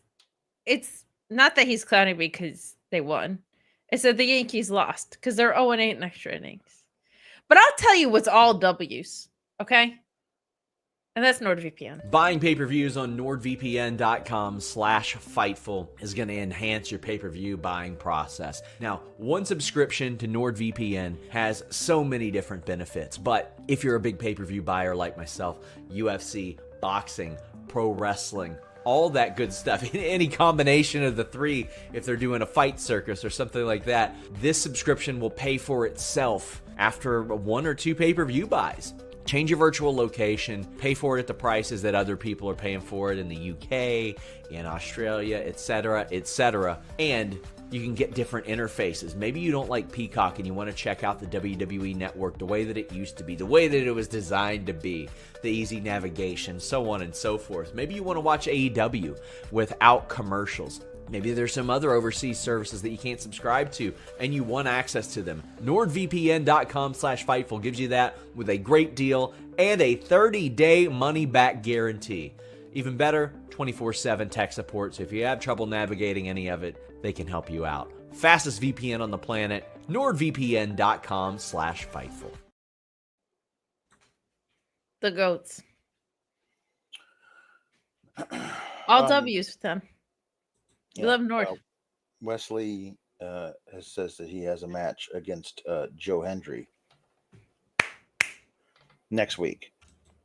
If he dares to show up. Yeah. Maybe he won't. Maybe he won't show up for his scheduled match, but he will show up when he's not supposed to. Yeah. Typical Joe. And Trick is like, yeah, please take care of him so I don't have to defend my title.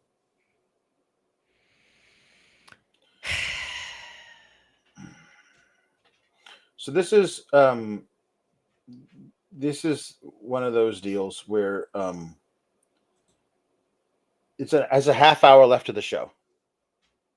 And they tell us, next, it's a fatal 4-way. Listen to all of this stuff that happened right after they said next, it's a fatal 4-way. Fatal Influence have an interview saying they welcomed Blake Monroe by putting her through a table and showing her that this division belongs to Fatal Influence. And we're going to be at ringside to watch who's going to be fighting me. First thing.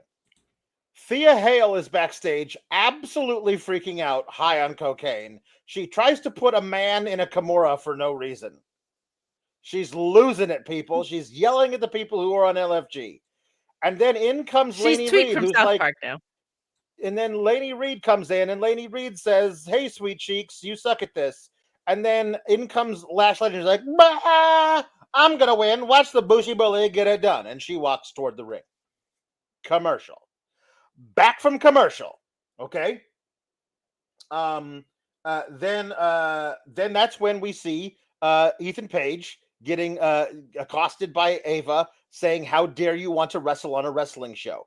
Then after that, they hear Hank and Tank having been laid out by a mystery bunch of people who scurried out the door.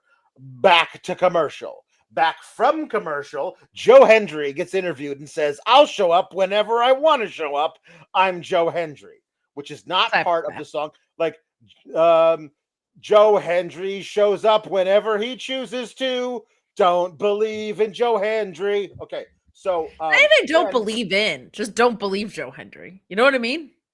Then, I believe this is the order. Izzi and Tatum come to the ring. Back to commercial. Then we come back from commercial and we get a Chase U vignette.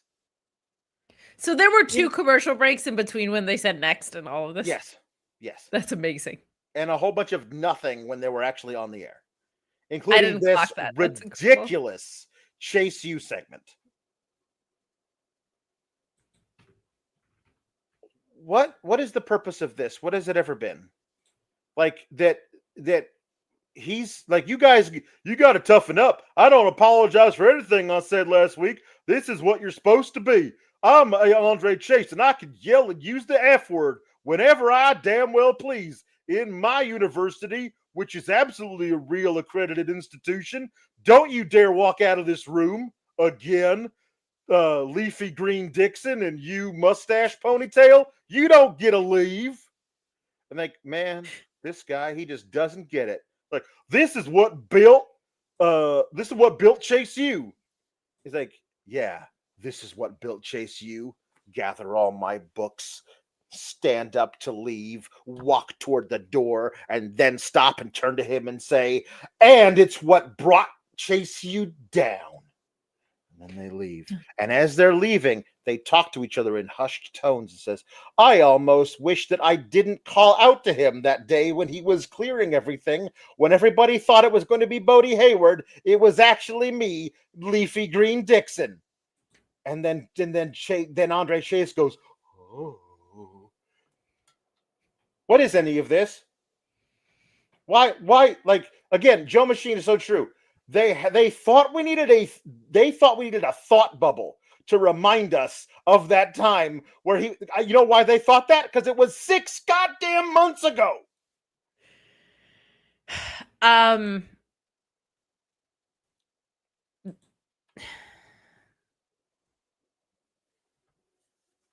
Even for the Thea Halians and the other Chase U students, or like people that are in on Chase U, nobody thought it was the passage of time where he was yelling at them that made it Chase U. They did that for like 2 weeks. And they fired the MVP. So, like, it has never felt like I feel like for it to come together again, the band needs to be getting back together. You know what I'm saying?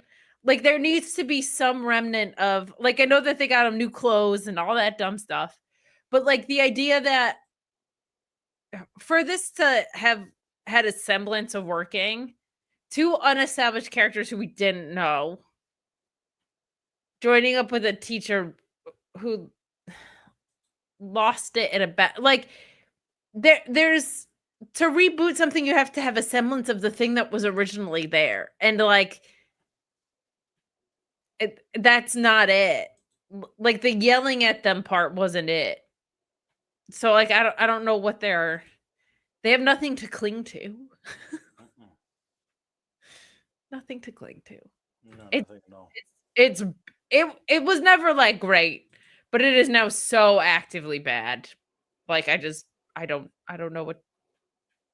Just end it. Yeah. Stop. Please do. The Fatal 4-Way had a clean victory. Yes.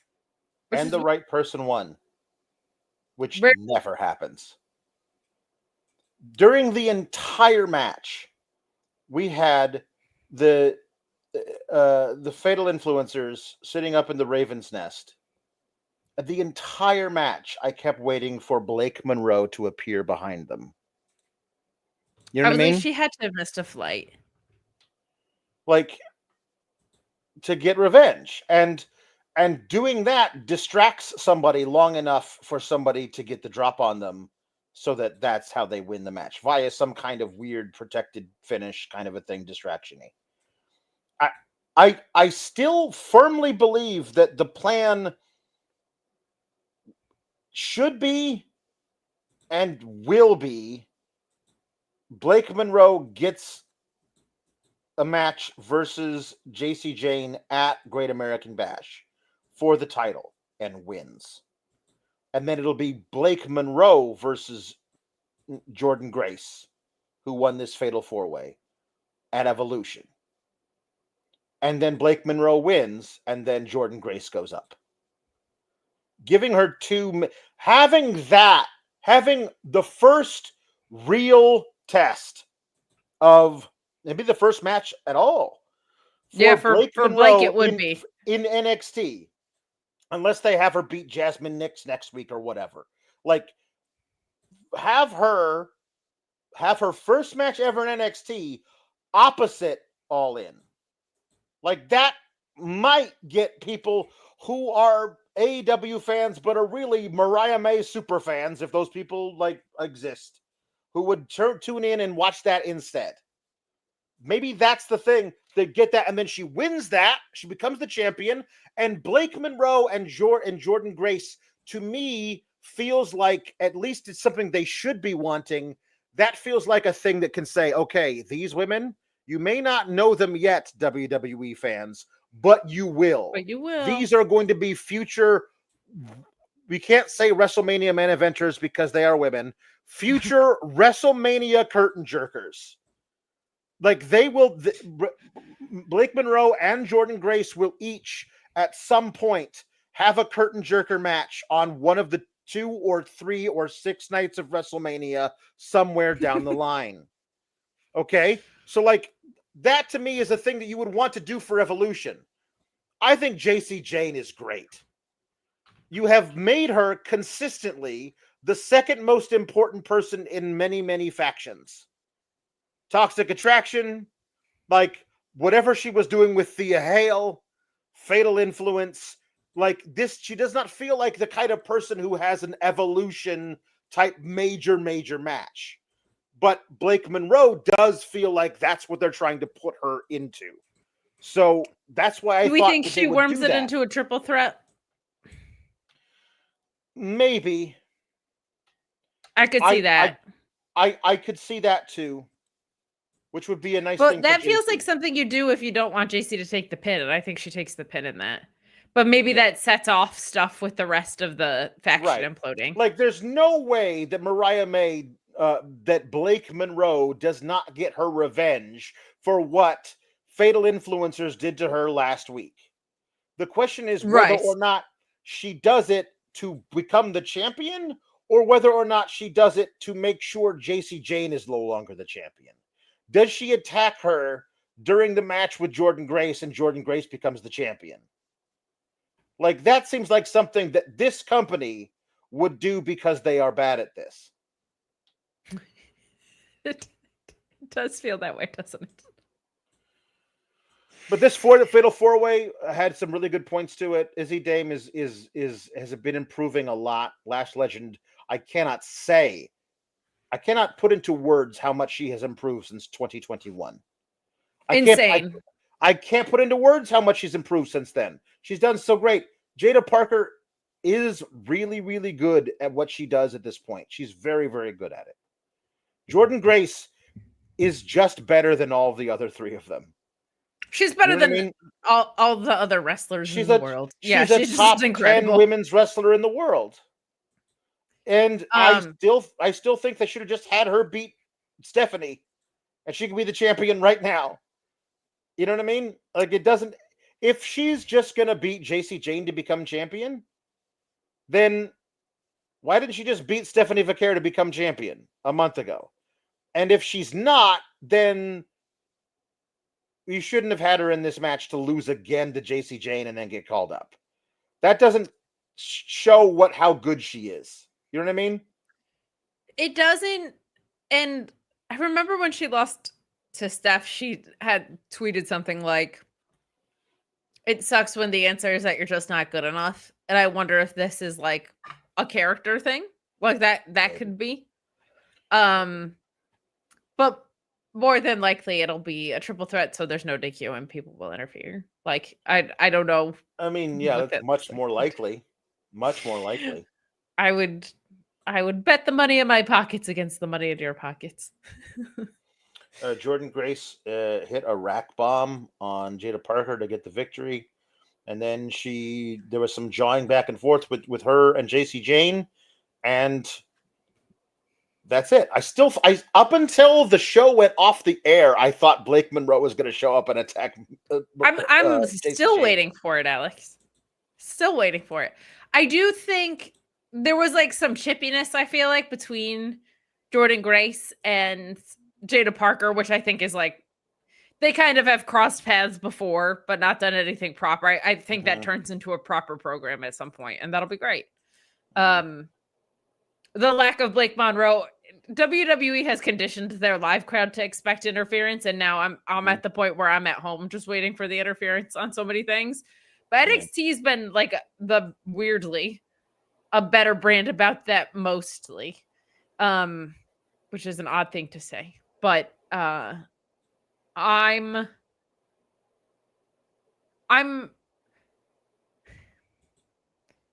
feel like there's a lot of directions that could be good. I just need to see them go in one of them. I know that sounds weird, but like I think there's a couple avenues that could be really interesting. They could take the same avenues and they could be really bad. It's like there's like 3 routes I could see them taking that could be great, but the same exact routes could also be stuck full of traffic. It's a very odd thing. Very odd thing. Yeah.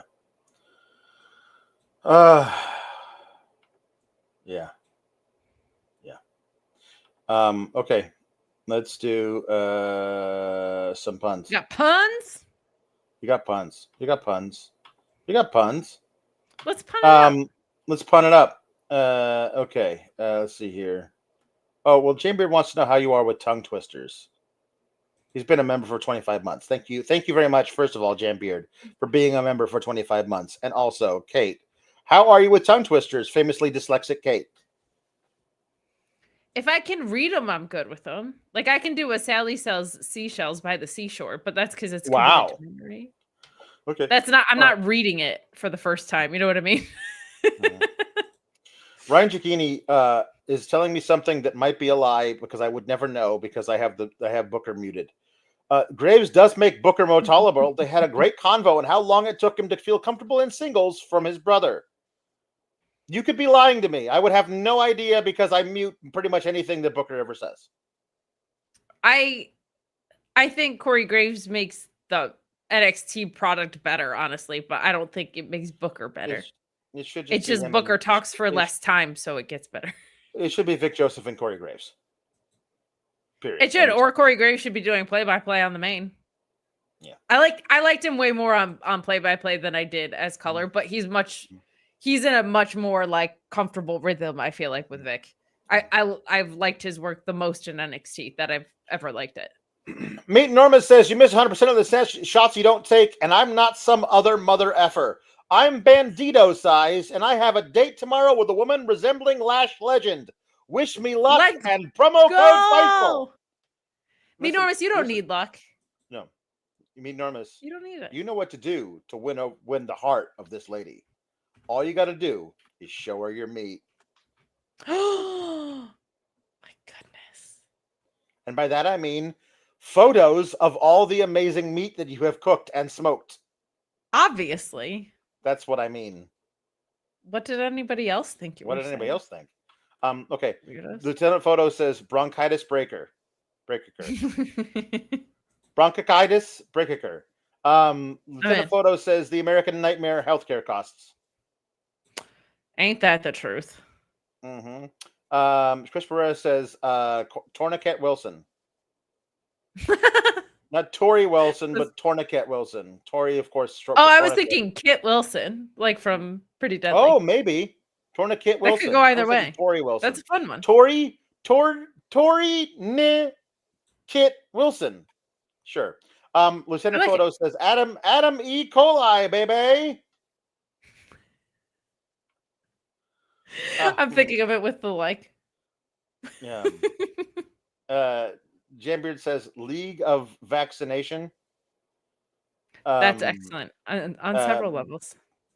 Or Nation of Vaccination is also very good. Yeah. Big Medical Bill, Techno Trauma Team 2000, Boo Boo Bigelow, Bret Heart Attack, paging Dr. Bomb to the OR.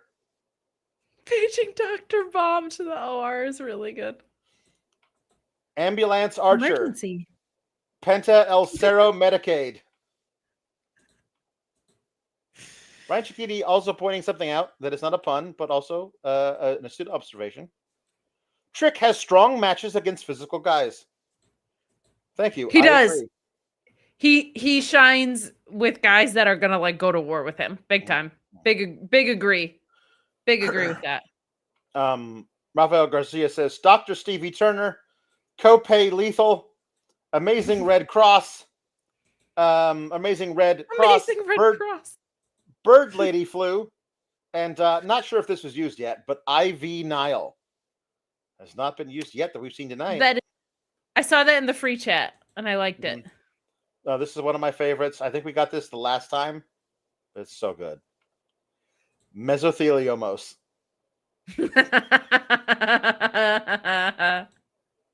That rules. Have you or a loved one been designated with mesotheliomos?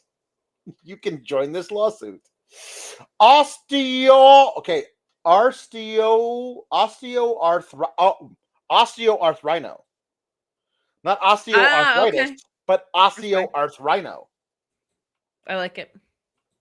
We got some jukeboxes. We got some jukeboxes. Here we go. Meet Norma says Busaiko Gurney. ER Truth and LA Night Shift. Respect. We also got another one. Ambulance Archer and Booker EMT. Very nice. Very nice.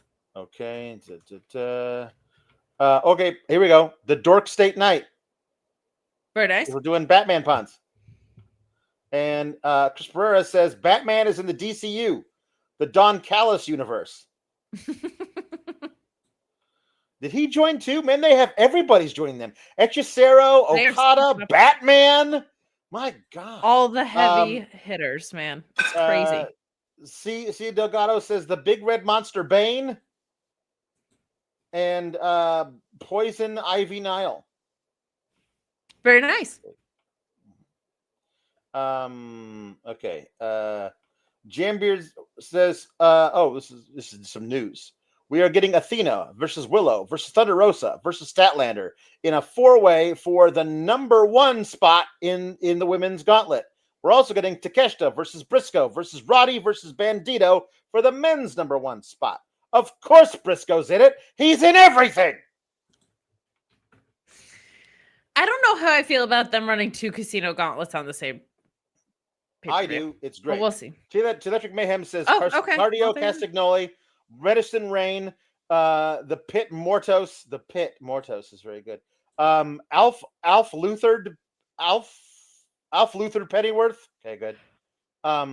Martekla Wayne and Pretty Penguin Avalon. Pretty Penguin Avalon is very near and dear to my heart. Of course. Well done. It's great. Yeah. Jesse Ozog says Megan Bain. Well done. And Harley Cameraquin. And very Dr. Hurt Business. Very good. Very well done. Okay. We got that already.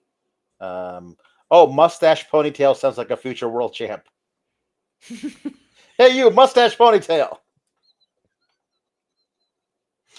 And okay. I like that you go now you say Leafy Green Dixon, like he has a last name. But it's just Mustache Ponytail. Lieutenant Photo says, happy birthday to my lovely wife, my pun queen, Mrs. Lieutenant Photo. Again, we salute you because it's always hardest for the family members on the home front. It's so true. It's so true. We respect it so much. Happy birthday to her. Yeah. She's a legend because she messaged me on Blue Sky on his birthday and I didn't see it until after. And she's like, that's okay. You appropriately called it out in the chat. So I said, good. So I'm glad now we get to talk about hers. Good. Wonderful. Kate, I regret to inform you, you have so many jukeboxes tonight. No. And they're all the Nya Girl. And there's 1, 2, 3, 4, 4 of them, and they're all System of a Down songs. And they're all from Jam Beard. And they're all from Jam Beard. I feel like I should just do them all in one batch. You should all do them all at one batch. I also need you to remind me of how I made Money in the Bank Damian Priest sound last night. It was like that. All right. So you immediately knew. I don't remember.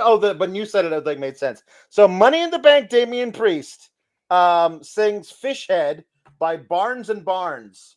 I don't know this one, but I'll have to look it up. Fish Heads. Celino and Barnes? No, it's Barnes and Barnes. Well, I'll do this in the meantime. Okay. Wake up, grab a brush, put on a little makeup, hide the scars to fade away the shakeup. Why do you leave your keys upon the table? Here, you go create another fable. You wanted to. Grab a brush, put on a little makeup. You wanted to. Hide the scars to fade away the shakeup. You literally wanted to. Why do you leave the keys upon the table? Literally, you wanted to. I don't think you trust in my self-righteous suicide. I cry when angels deserve to die. So wake up. Grab a little brush and put on a little makeup. Hide the scars to fade away. Hide the scars to fade away the shakeup. Why'd you leave the keys up on the table? Spoiler alert, you frickin' wanted to. Very good. It was getting redundant. Okay, good. All right, so here we go. Money in the Bank Damian sings Fish Heads by Barnes and Barnes. Fish heads. Roly-poly fish heads. Fish heads. Eat them up, yum. Fish heads. Roly-poly fish heads. Fish heads. Eat them up, yum. In the morning, laughing, happy fish heads. In the evening, floating in the soup. Fish heads, roly-poly fish heads. Eat them up. Yum. I think that's basically what I was trying to do, because he was very non-committal about cashing in for the first 10 months of his reign. Well, maybe if Dominic Mysterio is like it was a lot of that yesterday. Yeah. So okay. All right, good. Do you want to do some more System of a Down? Not really, but I will. Okay, well, you pick. Which one are you doing? Why do they always send the poor? I'm doing BYOB, which in this case stands for Bring Your Own Bombs. Mm-hmm. Barbarisms by Barbarous with pointed heels. Victorious kneel for brand new spanking deals. Marching forward, hypocrite and hypnotic computers. You depend on our protection, yet you feed us lies from tablecloth. La la la la la la la la la la la. Ooh. Everybody's going to the party, have a real good time. Dancing in the desert, blowing up the sunshine. Kneeling roses disappearing into Moses's dry mouth. Breaking into Fort Knox, stealing our intentions. Hanger sitting dripped in oil, crying freedom. Handed obsolescence, still you feed us lies from the tablecloth. La la la la la la la la. Yeah. I love that song. System Will you feed us lies from the tablecloth? Okay, literally, that song was for me and it was my vibe, so I don't understand why you think you can just come in here and sing my song. I love that song. It was requested by me, for me, and you just stole my song. How could you literally even do that? All right. Well, you got 2 more before I can do the last 2, because the last 2 are always and they're mine. So don't even then think of then do them. Whatever, them. do them. I don't care. This one's a bunch of vowels.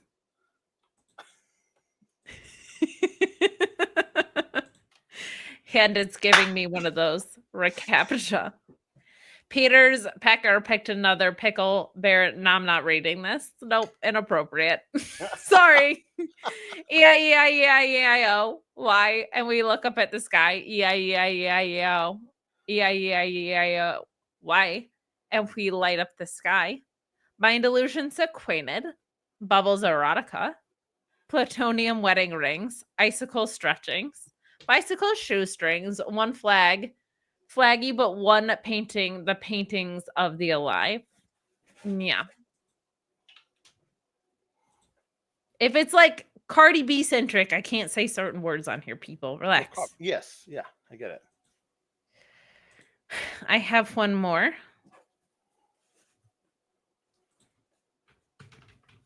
I'm glad it's this boom and not the Costco guy's boom. Yeah, don't do that one. We bring the boom to you. I've been walking through your streets for all your money's earning and your buildings crying and clueless neckties working, revolving fake lawn houses, housing all your fears desensitized by TV. Overbearing advertising, god of consumers, and all your crooked pictures looking good.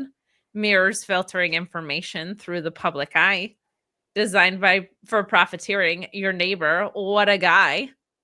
Boom, boom, boom, boom. Every time you drop the bomb, you kill the god your child is born.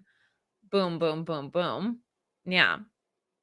Very good. Did you just want to go in and steal that one too, or am I done here? No, you're done. You're done. We're done with you.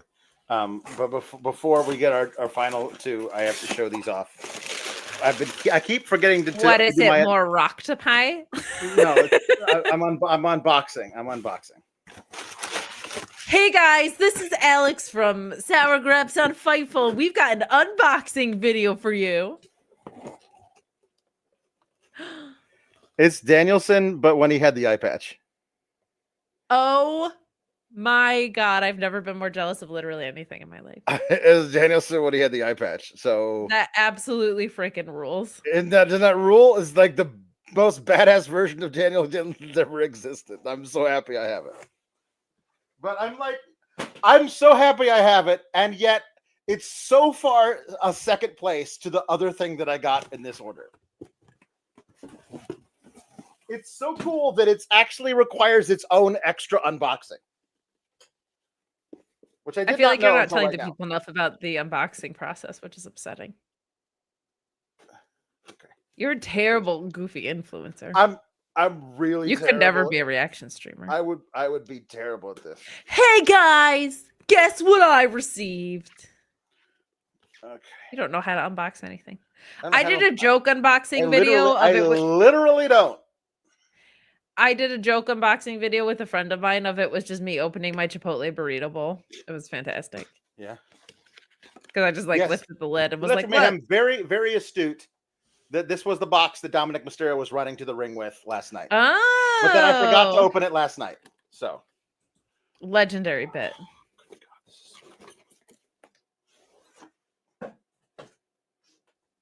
People are saying Pirate Danielson, but I'll remind you that ZSJ called him Captain fucking Dickhead. It's Tony Storm. I want her music to start playing right now. Okay. How do I open this without it? Okay, here we go. Here we go. It's her in actual black and white. It's so incredible. It's a black and white figure. She's got the title. She's got it's nuts. This is one that's never coming out of the box. It's too perfect. It's perfect. She's in full in black and white. It's so good. I like that it has an alternate head too in the black and white. That it has like the other Hollywood hair. Yes. That rules. Mm-hmm. Wonderful. All right. Hold on. Who should show up here? Of course, it's the person. It's me. I was playing with my toys earlier. Dusty, careful what you say over there in Wrestler Heaven. This is a song by Edwin Starr called War. What is it good for? War. Huh. Yeah. What is it good for? Absolutely nothing. War. Huh. Yeah. What is it good for? Absolutely nothing. Say it again. Yeah. War. Huh. Look out. What is it good for? Absolutely nothing. Listen to me. Ooh, war I despise because it means destruction of innocent lives. War means tears to thousands of mothers' eyes when their sons go off to fight and lose their lives. I said war. Huh. Good God, y'all. What is it good for? Absolutely nothing. Say it again, if you will. Very passionate performance, Dusty. We appreciate it. I have nothing if not anti-war. I'm pro-fighting, but I am anti-war. Fair. It's a very fair thing. All right, well, I gotta go. I go back to Caribbean. Okay. Bye. Bye. Hello. Ricky. So this is the last one. So this is what I'm going to sing. This one was requested. Hold on. Dom Novelli said Ricky sings "Kiss from a Rose" from Batman Forever. The Seal. Of course. Yeah. A classic. He's a good one. So hold on. Kiss from a Rose, lyrics and Google. While you're doing that, if there are any deathmatch sickos in the chat, Jun Kasai and Despy El Desperado in New Japan. Yes. Go watch it.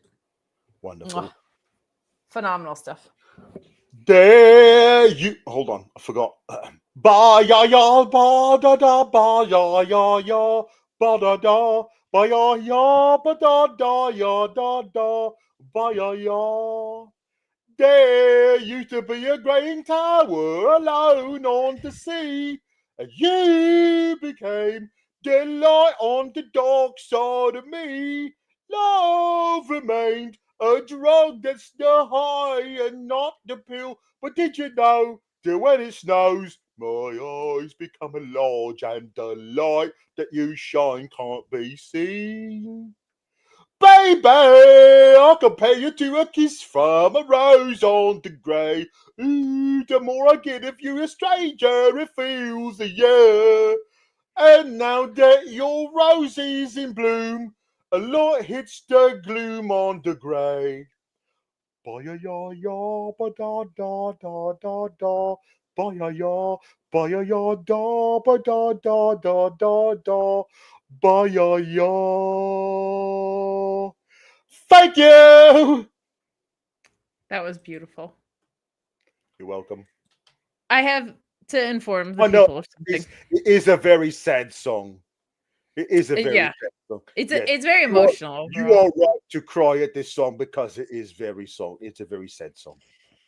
I have something that's going to make it feel like not everything sucks to wrestling fans. Yeah. The new Democratic nominee for mayor of New York was at Omega Danielson at Grand Slam. And I just feel like everybody needs to know that. I don't. It's not a political invitation. It's enwrapped. The new mayor of, or perhaps with hope, we could all hope that the new mayor of the largest city in the United States is a confirmed sicko. Yeah. So not to be like political on here, but I will say, at least sickos. We at least know he knows ball. You know what I mean? Like that's a good start for any political candidate. Knows ball. We root for sickos here. He's a sicko. He's one of us. So absolutely. You rank him first twice. That's what you do. Rank him. He's 1A and 1B. That's right. That's all. Yeah. That's all. So. All right. Well, keep cool, gabagoos. Yeah. Congratulations to future Mayo Sicko. That's his name now.